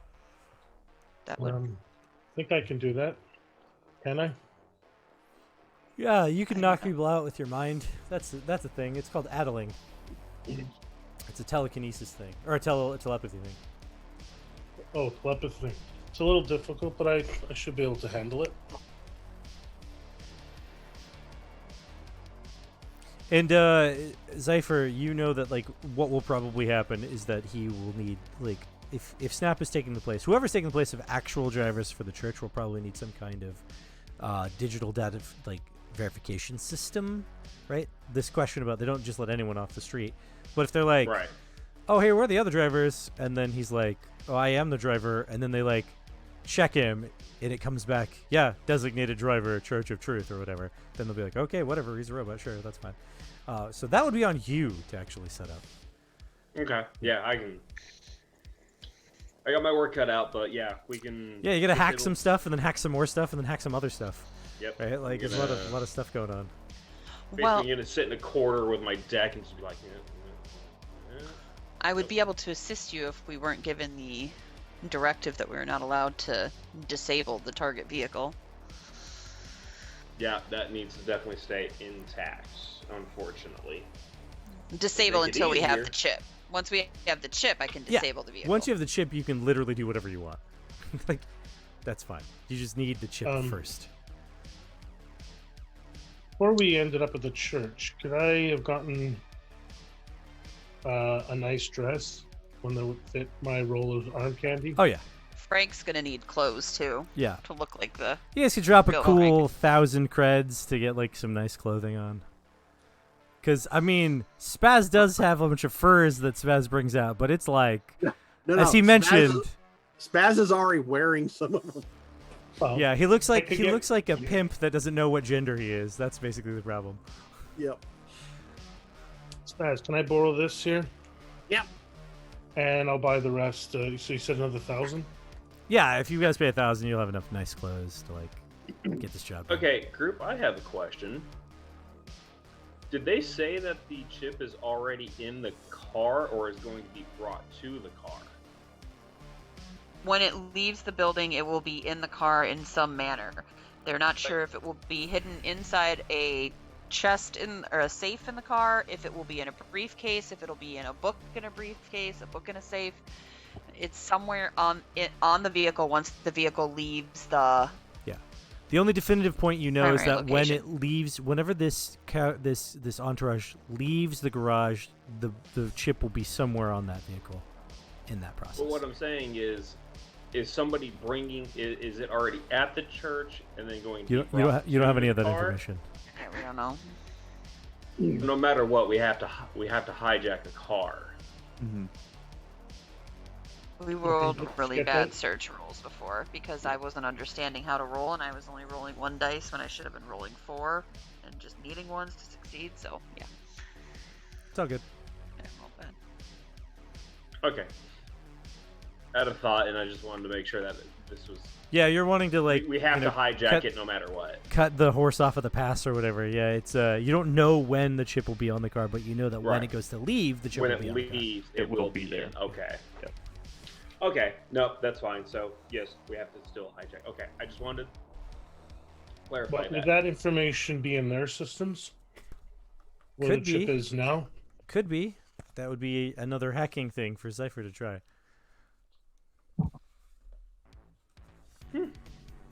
I can try to hack and see what I Alright. find out. So moving the story along a little bit, you guys end up getting in your newly bought corporate vehicle and heading toward the Church of the Truth. Yep. And some of you are going inside, and some of you are staying outside. Does anyone try to contact the Church of the Truth? Let them know that you're showing up. Yeah, it should be my manager, but I don't know if Spaz is actually qualified to be my manager. I think that I a can take that direct role. form of contact might be better in this case. He's busy huffing this paint fumes at the moment. Probably is. Actually, That Spaz, why wasn't don't you quite make another intelligent. drug roll for me? I can make the call. We should at least Spaz call is it. intelligent. I think he can do it. I rolled a 1. Oh, you're fine. You need a 6 to go down. So you rolled a 1. You're totally good. Yeah, We found I more can drugs. I can picture his stash being a whole backpack full, and that's why it's not ending. Well, it's in various pockets and various. Yeah, on various shelves in his shop. Yeah, like actually, half of his shop is just like drying mushrooms and things like that. Like that's what he's. Yeah, like, and also making acid and all kinds Yeah, of other. all meth kinds of and- stuff. He's There's- basically a producer, There's always drugs within arm's reach of Spaz. essentially. Um, Okay. I can make the call if you would like. We should call ahead to get parking. To get into the church Parking park. garage. Yeah. What is Frank's full rock star name? Frank 2. Filthy Frank. Filthy Frank? Okay. Drill bit will make the call. All right. Thank you for calling the Church of the Truth. Good evening. I would like to speak with someone who is capable of discussing the arrival of a celebrity guest to your establishment this evening. Can you please tell me the name of the celebrity guest?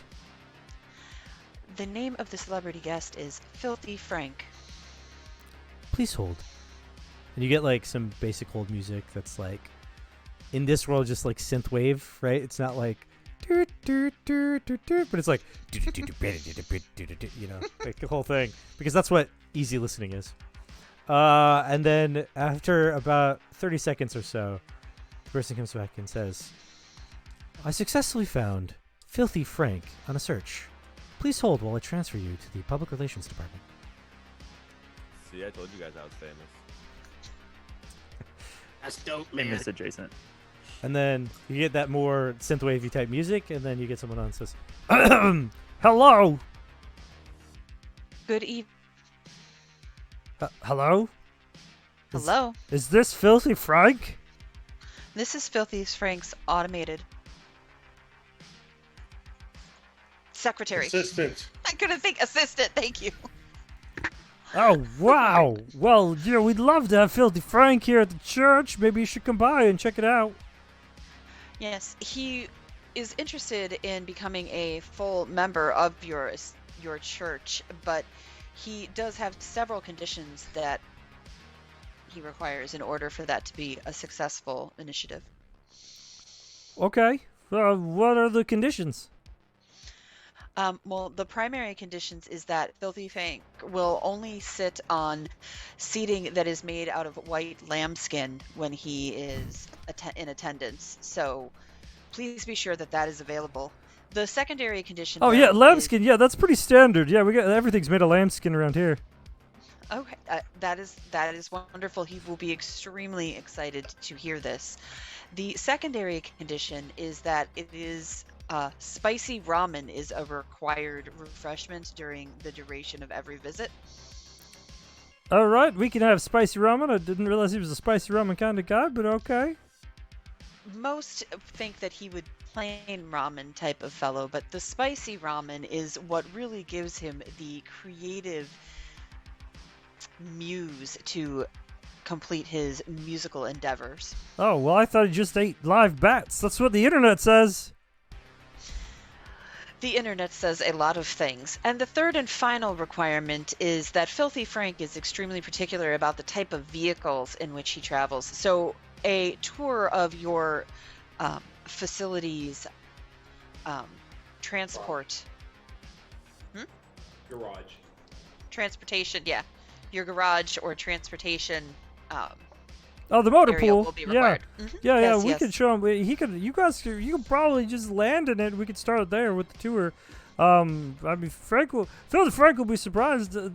We use lambskin even on the upholstery inside the vehicles. Oh, that is an exceptional thing that I will be sure to tell him.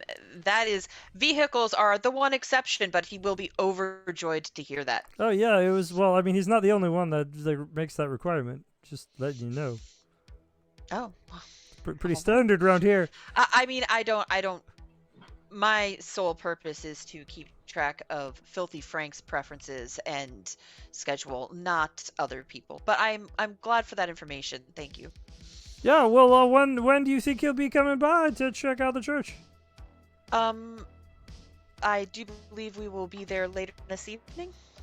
Yeah, well, absolutely. We have other VIPs coming in this evening and leaving this evening. How does 4 o'clock work for you?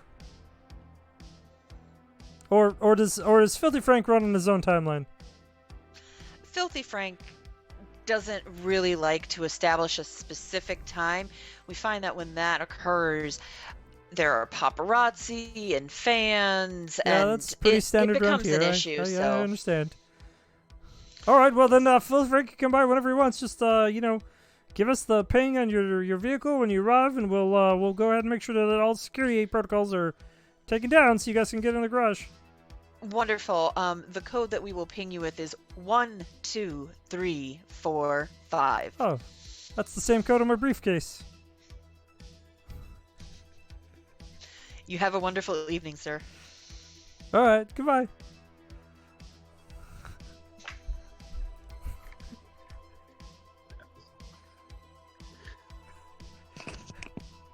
So the new race is going to be frog people.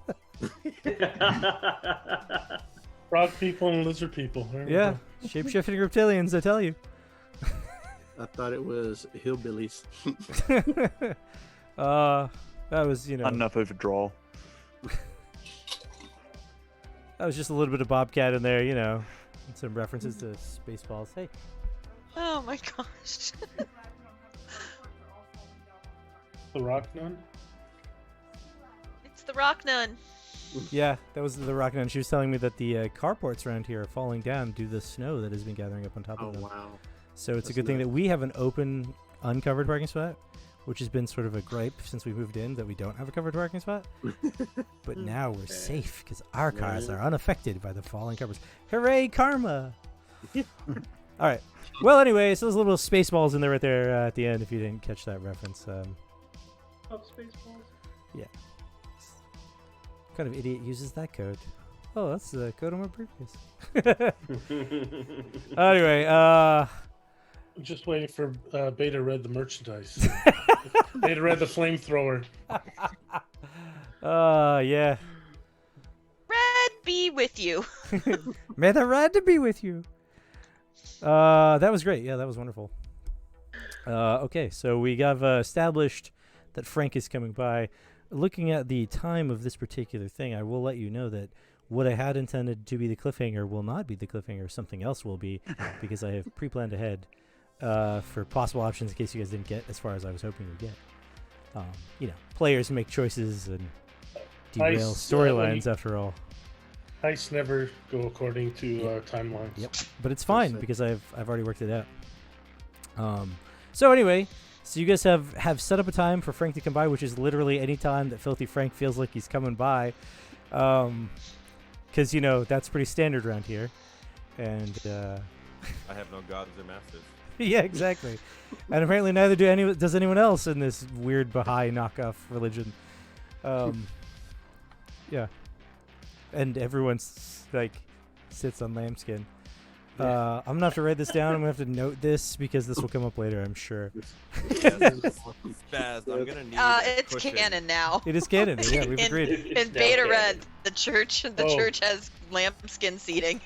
We need a lambskin cushion for him to sit down on when there isn't. I'm Yeah. gonna have to show up with it. They're gonna know something's not right. What? Yeah. Spaz's pelts. What'd you say? That you need something from Spaz? I Well, need I a- think that- I need a lambskin pelt. I Oh. think that his I probably have arm one. candy probably carry a cushion that looks like a purse for him. Oh, And perfect. then whenever he sits, she just kind of slides it underneath him before he sits down. Yeah, plus you did say that he had one exception to the lambskin, which was the vehicles, right? So they're not expecting his Within vehicles, vehicles, yes. to have lambskin, Right. correct? I- Yeah. But like Prob- when they're at the park and he goes to sit on a bench, It's She slides that obvious right that under. the bench is going to be made of lambskin. I mean, We're gonna plan ahead. The bench will be installed with lambskin. Church of the Truth, lambskin is a note. Lambskin, yes. Make sure I remember that for the next session. Um, And I could probably put something together like that, right, for the vehicle. I mean, you'd have to get access to lambskin, and you probably don't. There's not a whole lot of animals around here. So the fact that this church is like, oh yeah, lambskin, we got that. That's really weird. like really weird. It was already weird in like a modern thing, right? Like we're all like that was weird, but like to them, like in this world, Beta Red, that's really weird. Really weird. I don't got any synth stuff, do I? Synth lambskin? Yep. No. Okay. Behind would know. Yeah. Does who knows? Right. But yeah, no, that's just like I said, it's just even weird for Beta. It's like weirder for Beta Red than it is for us. Mhm. So yeah, so that just flags Colt like right off the top.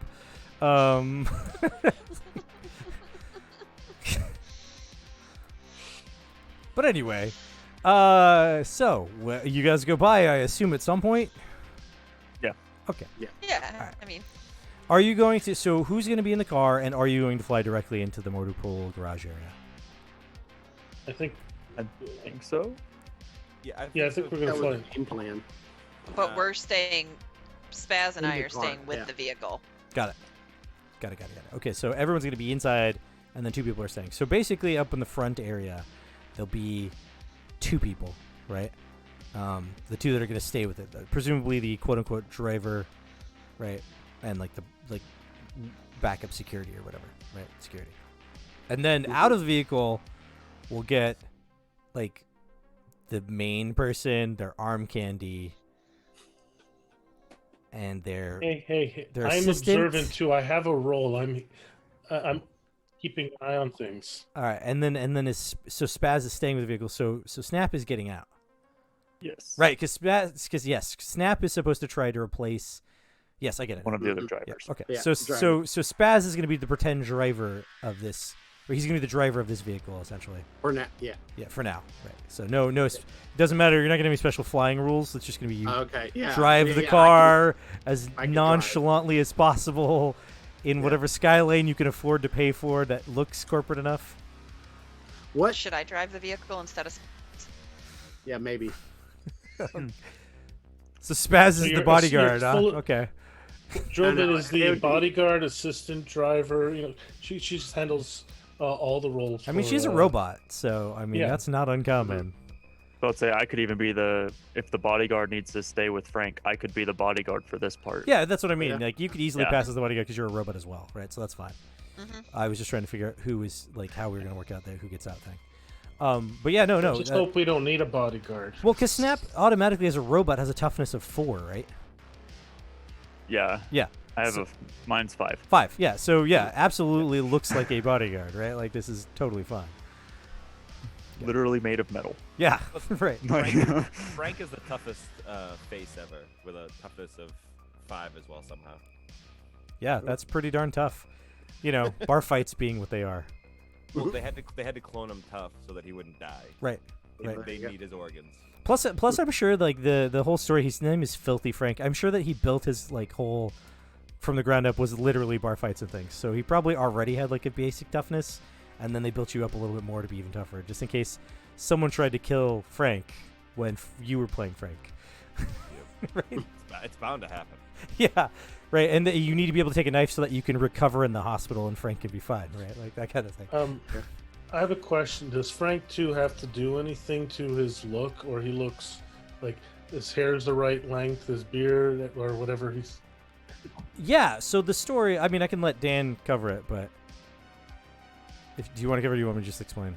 Oh yeah, so the way that we kind of figured it worked was like how when you're looking at a set of twins, and like when you know them and you see them, you're like, those are not the same person. They don't look identical.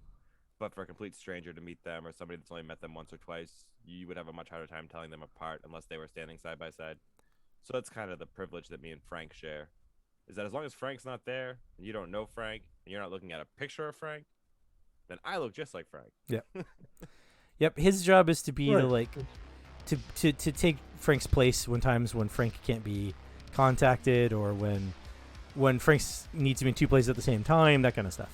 So like he looks close enough to Frank that he doesn't have to do anything. He looks like Frank, right?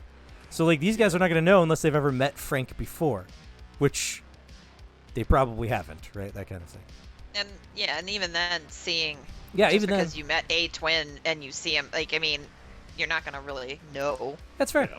That's fair. I have twin nephews. I know, but I saw them growing up. But I have a friend who's a twin, Mhm. and when her twin sister came to our workplace like a couple of times, the first 2 times, couldn't tell them apart. The third time, I was getting used to it, and I was like, okay, you're not, Yep. you're the twin. I know you're the twin. So that kind of thing. So yeah. So in this case, So- wouldn't even matter. Okay. Uh, So, well, I mean, But he could throw on some like eyeliner and stuff, to get like more rocker. But otherwise, he would still be Frank. Which Spaz has. Of course, Spaz does. It's Spaz just doesn't have it. Ash. You don't want it. well, No. the eyeliner was with Or the Spaz does have fur, it, the you don't fake want it. furs from the horse. Yeah, right. The bag that Spaz had was like, oh yeah, there's definitely makeup in here. Yeah, totally. Wait. No, I'm not gonna ask. Yeah, don't ask. Do not ask. So we do everything we need to do to get ready, and then we get there and we get to the garage. We 1, 2, 3, 4, 5. And we Actually, I do want to know. Why did you charge me 1,000 credits for an outfit you just had lying around that you weren't going to use? Never mind. Okay, you know what?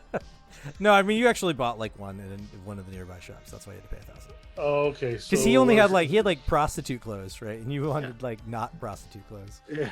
Yeah. Well, that's a question for Frank too. With Frank, what kind of girl does Frank one like? Oh. You hurt Frank. How dare you? I mean, are you with like classy groupies, or are you with like trashy groupies? Just Yeah, all those classy punk rock groupies. oh, you never know. I mean, you could do a lot of really cool things with a black cocktail dress and some accessories. So Well, the question she has. But the real money. white-haired, you- The real money actually wasn't from just your clothes. It was actually also for Frank's clothes, and Frank's clothes had to look like he had money. well, everybody that's kind of getting out and going had to have clothes. That's why I figured it was so expensive. Yeah, Because right. Yeah. Yeah, because also Zypher has to have nice looking clothes, and Mhm. yeah, Snap doesn't have to Well, have clothes so- at all because Snap's just a big metal contraption. But there's probably some like uniformy type, synth clothes or something. Yeah. So I'm picturing her in a dress that's a little maybe thigh to knee length. She has sunglasses on to cover her white eyes, like some sort of visor type of thing. And then she maybe did something with her hair, so it's not just hanging down. So or So, maybe she ended up putting makeup on. so you hit the 1, 2, 3, 4, 5, and you see the turrets, the security turrets that are on the building. They turn off.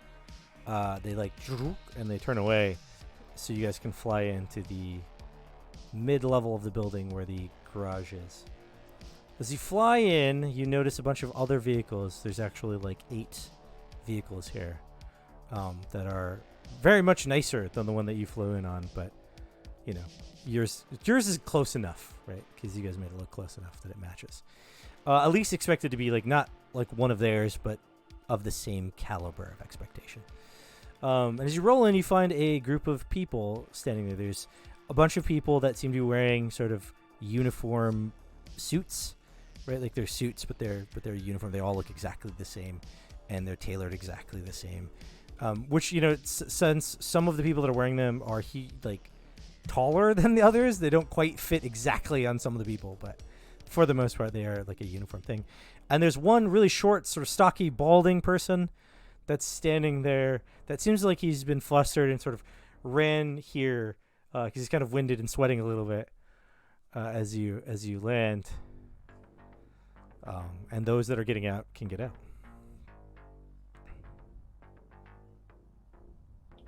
I guess we get I it. get out. Yeah. Oh, hey! It seems that you guys arrived. I mean, we're a little busy, but hey, welcome, Frank. Filthy Frank, I'm actually a fan. I've got all your albums. Oh yeah, it's great, man. Always happy to meet a fan. So this is the place, huh? This is the place. This is our garage. You can see that we have quality cars, and they all here. Let me show you this one. And he starts to lead you away from your car toward one of the other ones. He's like, this one, we've got lambskin inside. We upholster everything with lambskin. Oh, that's perfect because you know, after very sensitivity issues, need to have the lambskin. Yeah, we understand. We don't even question I like this the anymore. lambskin too. I like the lambskin too. Right, great. I'm hanging on his arm. Cool. So Frank, tell me, what really interests you in the church? You're looking soul searching. You're trying to find yourself. And he just engages you in a conversation. That. Yeah. So Frank will, you know, appease him as they walk around the motor pool,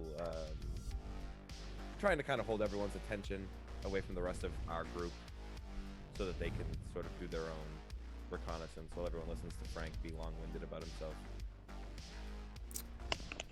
Does this guy have his briefcase with him? This guy does not have a briefcase whatsoever.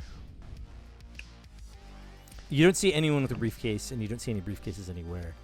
You do see a bunch of, like, there are some robots that seem to be standing guard over some of the cars, and there are these guys in uniforms seem to be, like, not mechanics, but, like, drivers waiting to drive these cars. So there's an equal number of guys in suits as there are cars in here, which is 8, right? But there's only, like, 3 robots that appear to be, for the most part, built for combat, and not so much anything else. They also don't move or react at all to anyone doing anything. They're just standing by a car.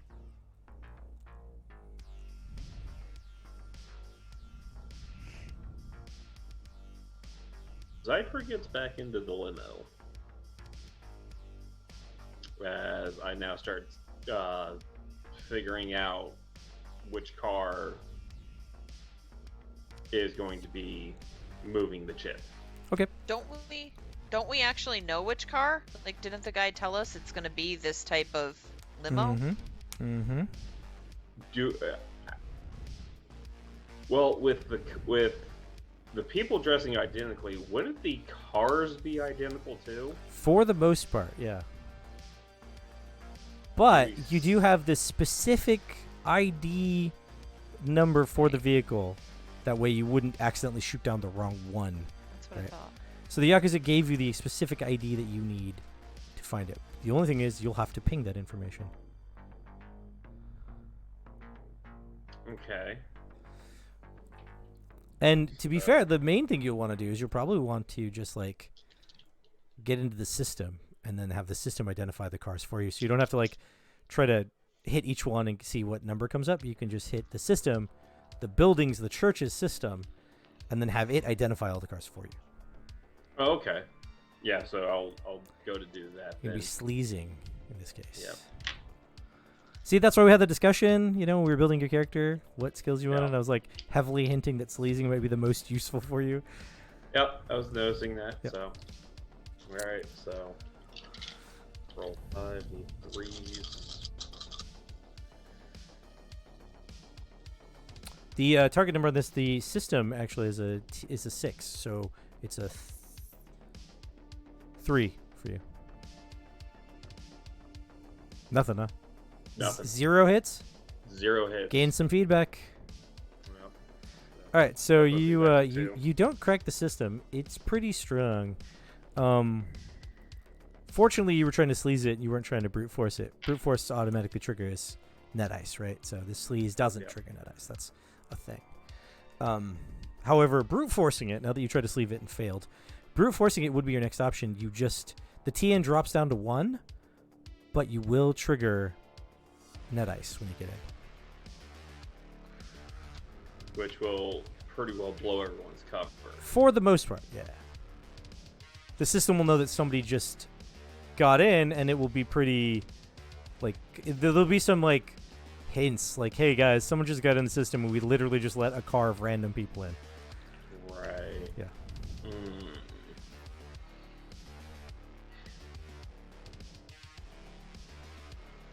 So I don't want to Right. blow it like right off the bat because then that screws up everything. So you could go But- back to the plan of pinging all the cars individually. Didn't you say you were gonna... I thought you said you were gonna buy a drone, though. Didn't you say you were gonna buy a drone in our downtime? And don't drones affect ability to hack? So drones are basically just flying tools. So the drone could be here instead of him, and he could use it to try to hack things. Okay. Yeah, but it doesn't help him out in any way. They don't enhance your. Okay. I'll be right back. Yeah, it almost sounds like our. Because again, it's gonna screw everything up if I brute force it and just now everybody knows we're here. We don't really have any other options though at this point. We're in the building and. How obvious is it to move around the vehicles without being noticed? There's like a bunch of people here, Okay. so you Pretty could try to tight. sneak to do a stealth roll. Well, but it's gonna or be there's a lot of people. So if you do any Is- failures, they're gonna see you. we are with a celebrity. Yep. So if we had drill bit and snap kind of walk around, because drill bit's supposed to be the security, just be like, I'm just making sure everything's secure. Snap's being the security. Drillbit's staying in the car. Yeah. Okay, so we could be saying, we're making sure that nothing's here to threaten our celebrity. But that's fine. You can walk around all you want if you're not trying to sneak around. Is what was fine. Yeah. Yeah, I mean, look, let's Because- not make yourself suspicious. Let's just be like, we're just make sure everything's good for our celebrity. Like, we don't want Right. So your plan is to walk around and ping all the cars, right? Yeah, and just like, I'm just saying, I'm checking to see if there's any like remote bombs. That's Fair. That's So- something scary.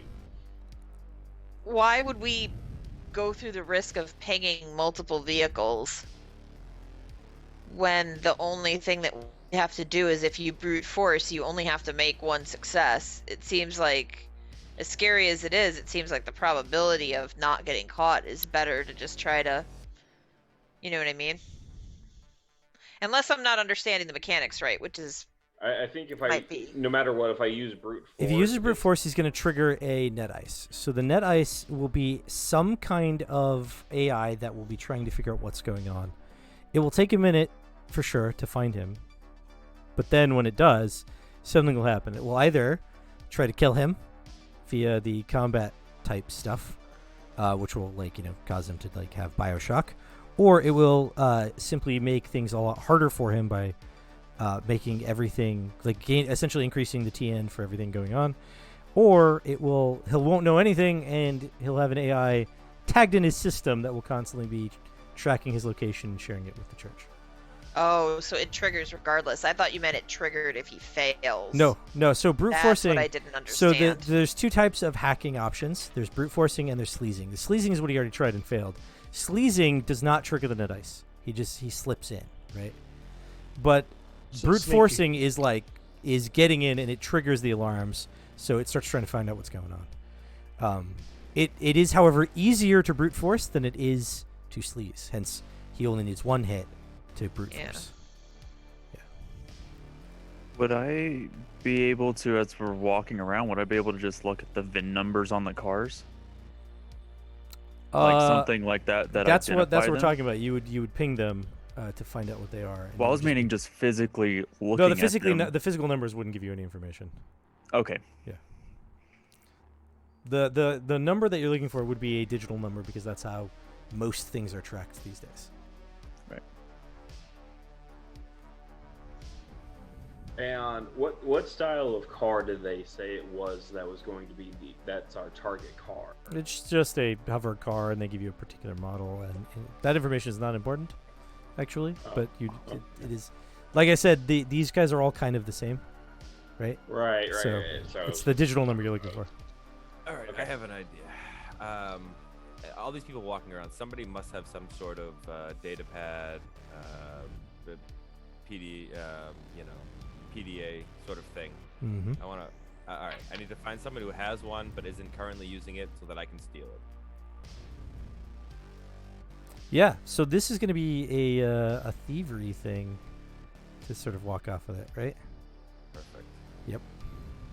All right, react. Or if you wanted, I could roll it too. If if it would be harder for him because he's talking to people. You can, well, yeah, you can either roll it or you guys can assist each other, right? And so one of you Yeah. can assist the other one. Does that make sense? How does that work? Sure. Yeah, if that's what you guys want to do, then what you'll do Yeah. is the number for thieving. So we're going to look at your stat, and you're going to give half of that to the other person. So thievery Is reaction. is reaction. So you would give half your thievery pool rounded down to the other person as a dice that they get to roll as they attempt to steal Okay. the thing. Oh, okay. My I'll give pool- my 0. My pool's You can 5. double it if you Mine want. mine is also 5. So Oh, okay. Yeah. It's a little meta, but what's your thievery skill? Like, Two. what's your target? I'll say we have. You guys have made similar characters in that regard. Yeah. Well, there's only so many ways it shakes out on the first Yeah. level. Yep. All right. Yeah, if you want to roll it, I'll give you my pool. So you'll roll 7, right? Yeah. He's going to roll 7 dice. Or what's you guys are trying to steal what? They're trying to steal a datapad because they're presuming that a datapad here will have like the roster of cars in the lot. Now, do I know they're doing that? Maybe. I'm not even sure. We both know we're doing. Well, it's like we're both going Well, after the I- same guy somehow. I just meant if I was given a sign, I can keep an eye out for stuff. I mean, I think what's happening is like they're like Frank is pulling a distracting move, right? That's where these extra 2 dice are coming in, and like Snap is like, oh look, a datapad, right? While everyone's looking at Frank, and like swing. So I don't think like there's a whole lot of signaling going on. I got 6. Okay, yeah. I had so 3 that's like ones explode or 4 ones explode. that's and yeah. nearly impossible. Shit, nobody sees you swipe this datapad. No one's paying It's- attention. But Frank's Even there. the person that was standing next to the datapad doesn't notice that you basically just take the datapad out of their hand. They were probably holding it. Yeah, they were holding it. Yeah, just- Frank's here. Yeah, they were like caught up in whatever story Frank was sharing about It something. was probably one of those. Oh, could you get him to sign? Right, yeah, so they're not looking at the datapad right as you walk off with it. It's very easily determined which vehicle. The datapad does have the roster of vehicles. In fact, it's got the maintenance and stuff, so you know where they're at with like the tire pressure and things like oil, all that good stuff for the vehicles, all of them. But it gives you the data codes for all of them, so you know which ones are which, and like which spot they're located in, so you know where it is, who the team is that's on it. It is one. There's no driver, but the other 2 vehicles that are listed to be traveling with it immediately have a human pilot and a robot bodyguard, sort of like escort. Hence 2 of the 3 robots. But as you get this information from the datapad, one of the doors that is like an elevator door that leads up this place opens up, and 3 people get off. One of which seems to be talking. She's a very good-looking lady, very tall, very blonde, very professional-looking. She's got a necklace that has this sort of like symbol that's like a line, and it's got 3 lines across it. She's very well put together, and she seems to be saying something to a very short, very blonde, eyeglass-wearing person, which is very strange because, you know, you can get augments. You don't need glasses. So this person has that, but that person is carrying a briefcase that is handcuffed to their wrist. The other person that gets off of the elevator is a very large, very tall robot that has, for lack of a better term, blast marks on its outer armor exoskeleton.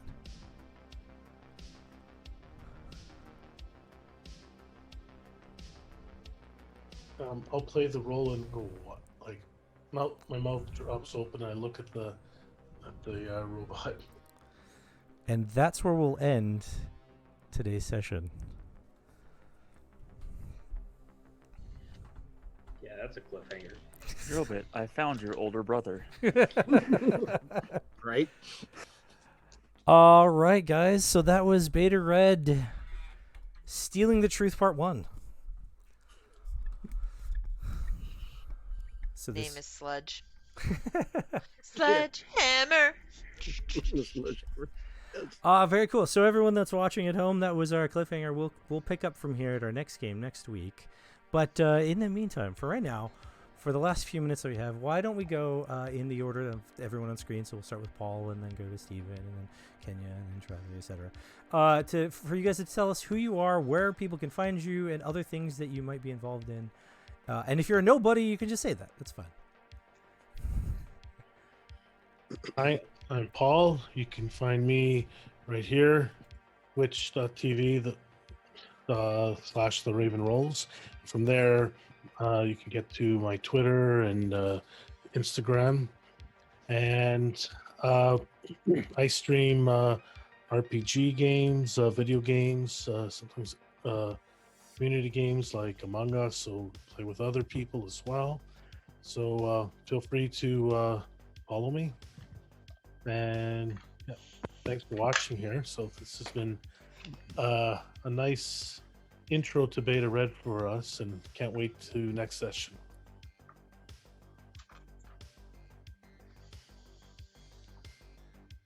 Nope. And I'm Steven. Unfortunately, I don't have anything set up. Anybody that's watched the last few ones, like I've said, I leech off of Scott when he streams, so I'm just like, hey, I'll definitely join you. So, but I've basically been helping Scott playtest Beta Red and wanted to jump in on this one. So Steven may pretend to be a nobody, but Steven is one of the higher tier patrons on my Patreon, so he is not a nobody. He's somebody who keeps me doing what I do. So, which I'm happy to support. It's a fun Patreon. If you have not joined his Patreon, I highly suggest you join it. It's very fun. He has a lot of nice posts and votes and prompts every week. So yeah, you guys are chatting about what weapons you'd carry right now. Yeah, I was finally actually able to post finally. Cool. So all right, Kenya, what about you? Oh, my turn? Oh, okay. Oh yeah, you don't count. Ha. Well, in the order thing. So, yeah, I'm Aesir Sin. I stream my weekly D&D game, which is on Sundays. It's really all I stream right now. It's the one game I run. It's super ridiculously good though, because we just have a blast. It's very, very RP heavy and lots of player agency, so the entire game is pretty much just a weekly 3-hour session where my phenomenal players see what they can do to try to throw me for a loop and trip me up. I'm getting better. Yeah, like suddenly changing the plan of the heist, like 3/4 of the way through the session, something like that. You know, whatever. Sure, yeah, that works exactly. So it's super fun, really good crew. Hilarious, but it's like all I stream, but I figure why not? So I just like to be here to support Scott. I did a bunch of stuff for his Maximum Apocalypse when he did the last one, and now I'm here doing this, and I get to play an android chick, so hey, that's it. Yeah, I'm Tyler. I don't have a Twitch or anything yet. Probably going to be setting it up soon to start streaming a game in March-ish. Just actually this week got the stuff to be able to upgrade my computer to be able to handle streaming, so probably going to be doing that soon. So Very cool, and I just want to say that Tyler, I feel like your experience is less than everyone else's, but I will tell you that you were the only person to hand me a character sheet that was perfect right off the bat. And so there you go. Give yourself a pat on the back.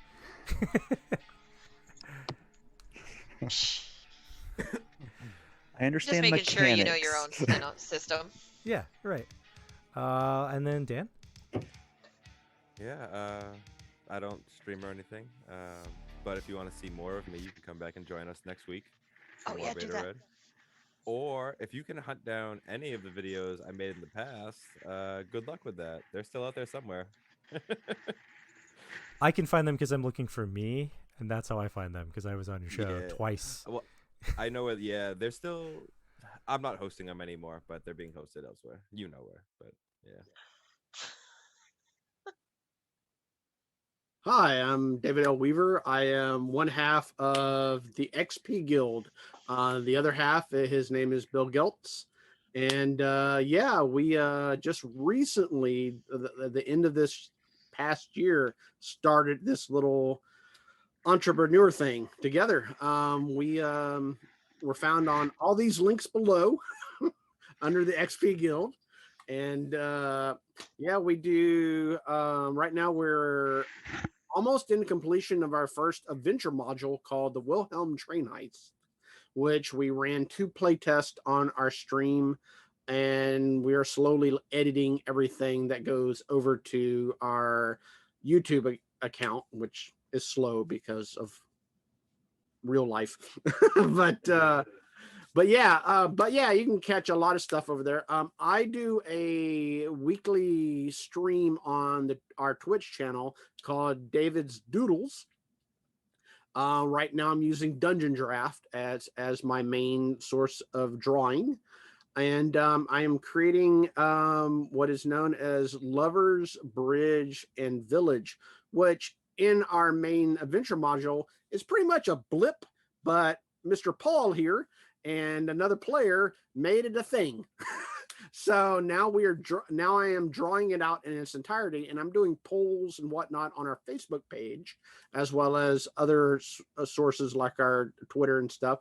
And this past poll, I did a underground hideout, which I did a poll and everybody voted on, and they suggested doing a thieves hideout, which Kenya said, wouldn't it be just so awesome that you could just take a horse ride into this stable / carriage house, and the horse comes out on the other side and you don't see the thief at all. So that's presently being built, and we'll be expanding on it come this coming Tuesday. So yeah, and we're hoping for the Wilhelm Train Heist module to be out hopefully by March. So over on, I think, the DM Guild, or I forgot what their DM's Guild. Yep. Or not DM's Guild, the other one, Drive Through RPG. Oh, Drive Through RPG. Yes, that one. I get so confused on which one's what.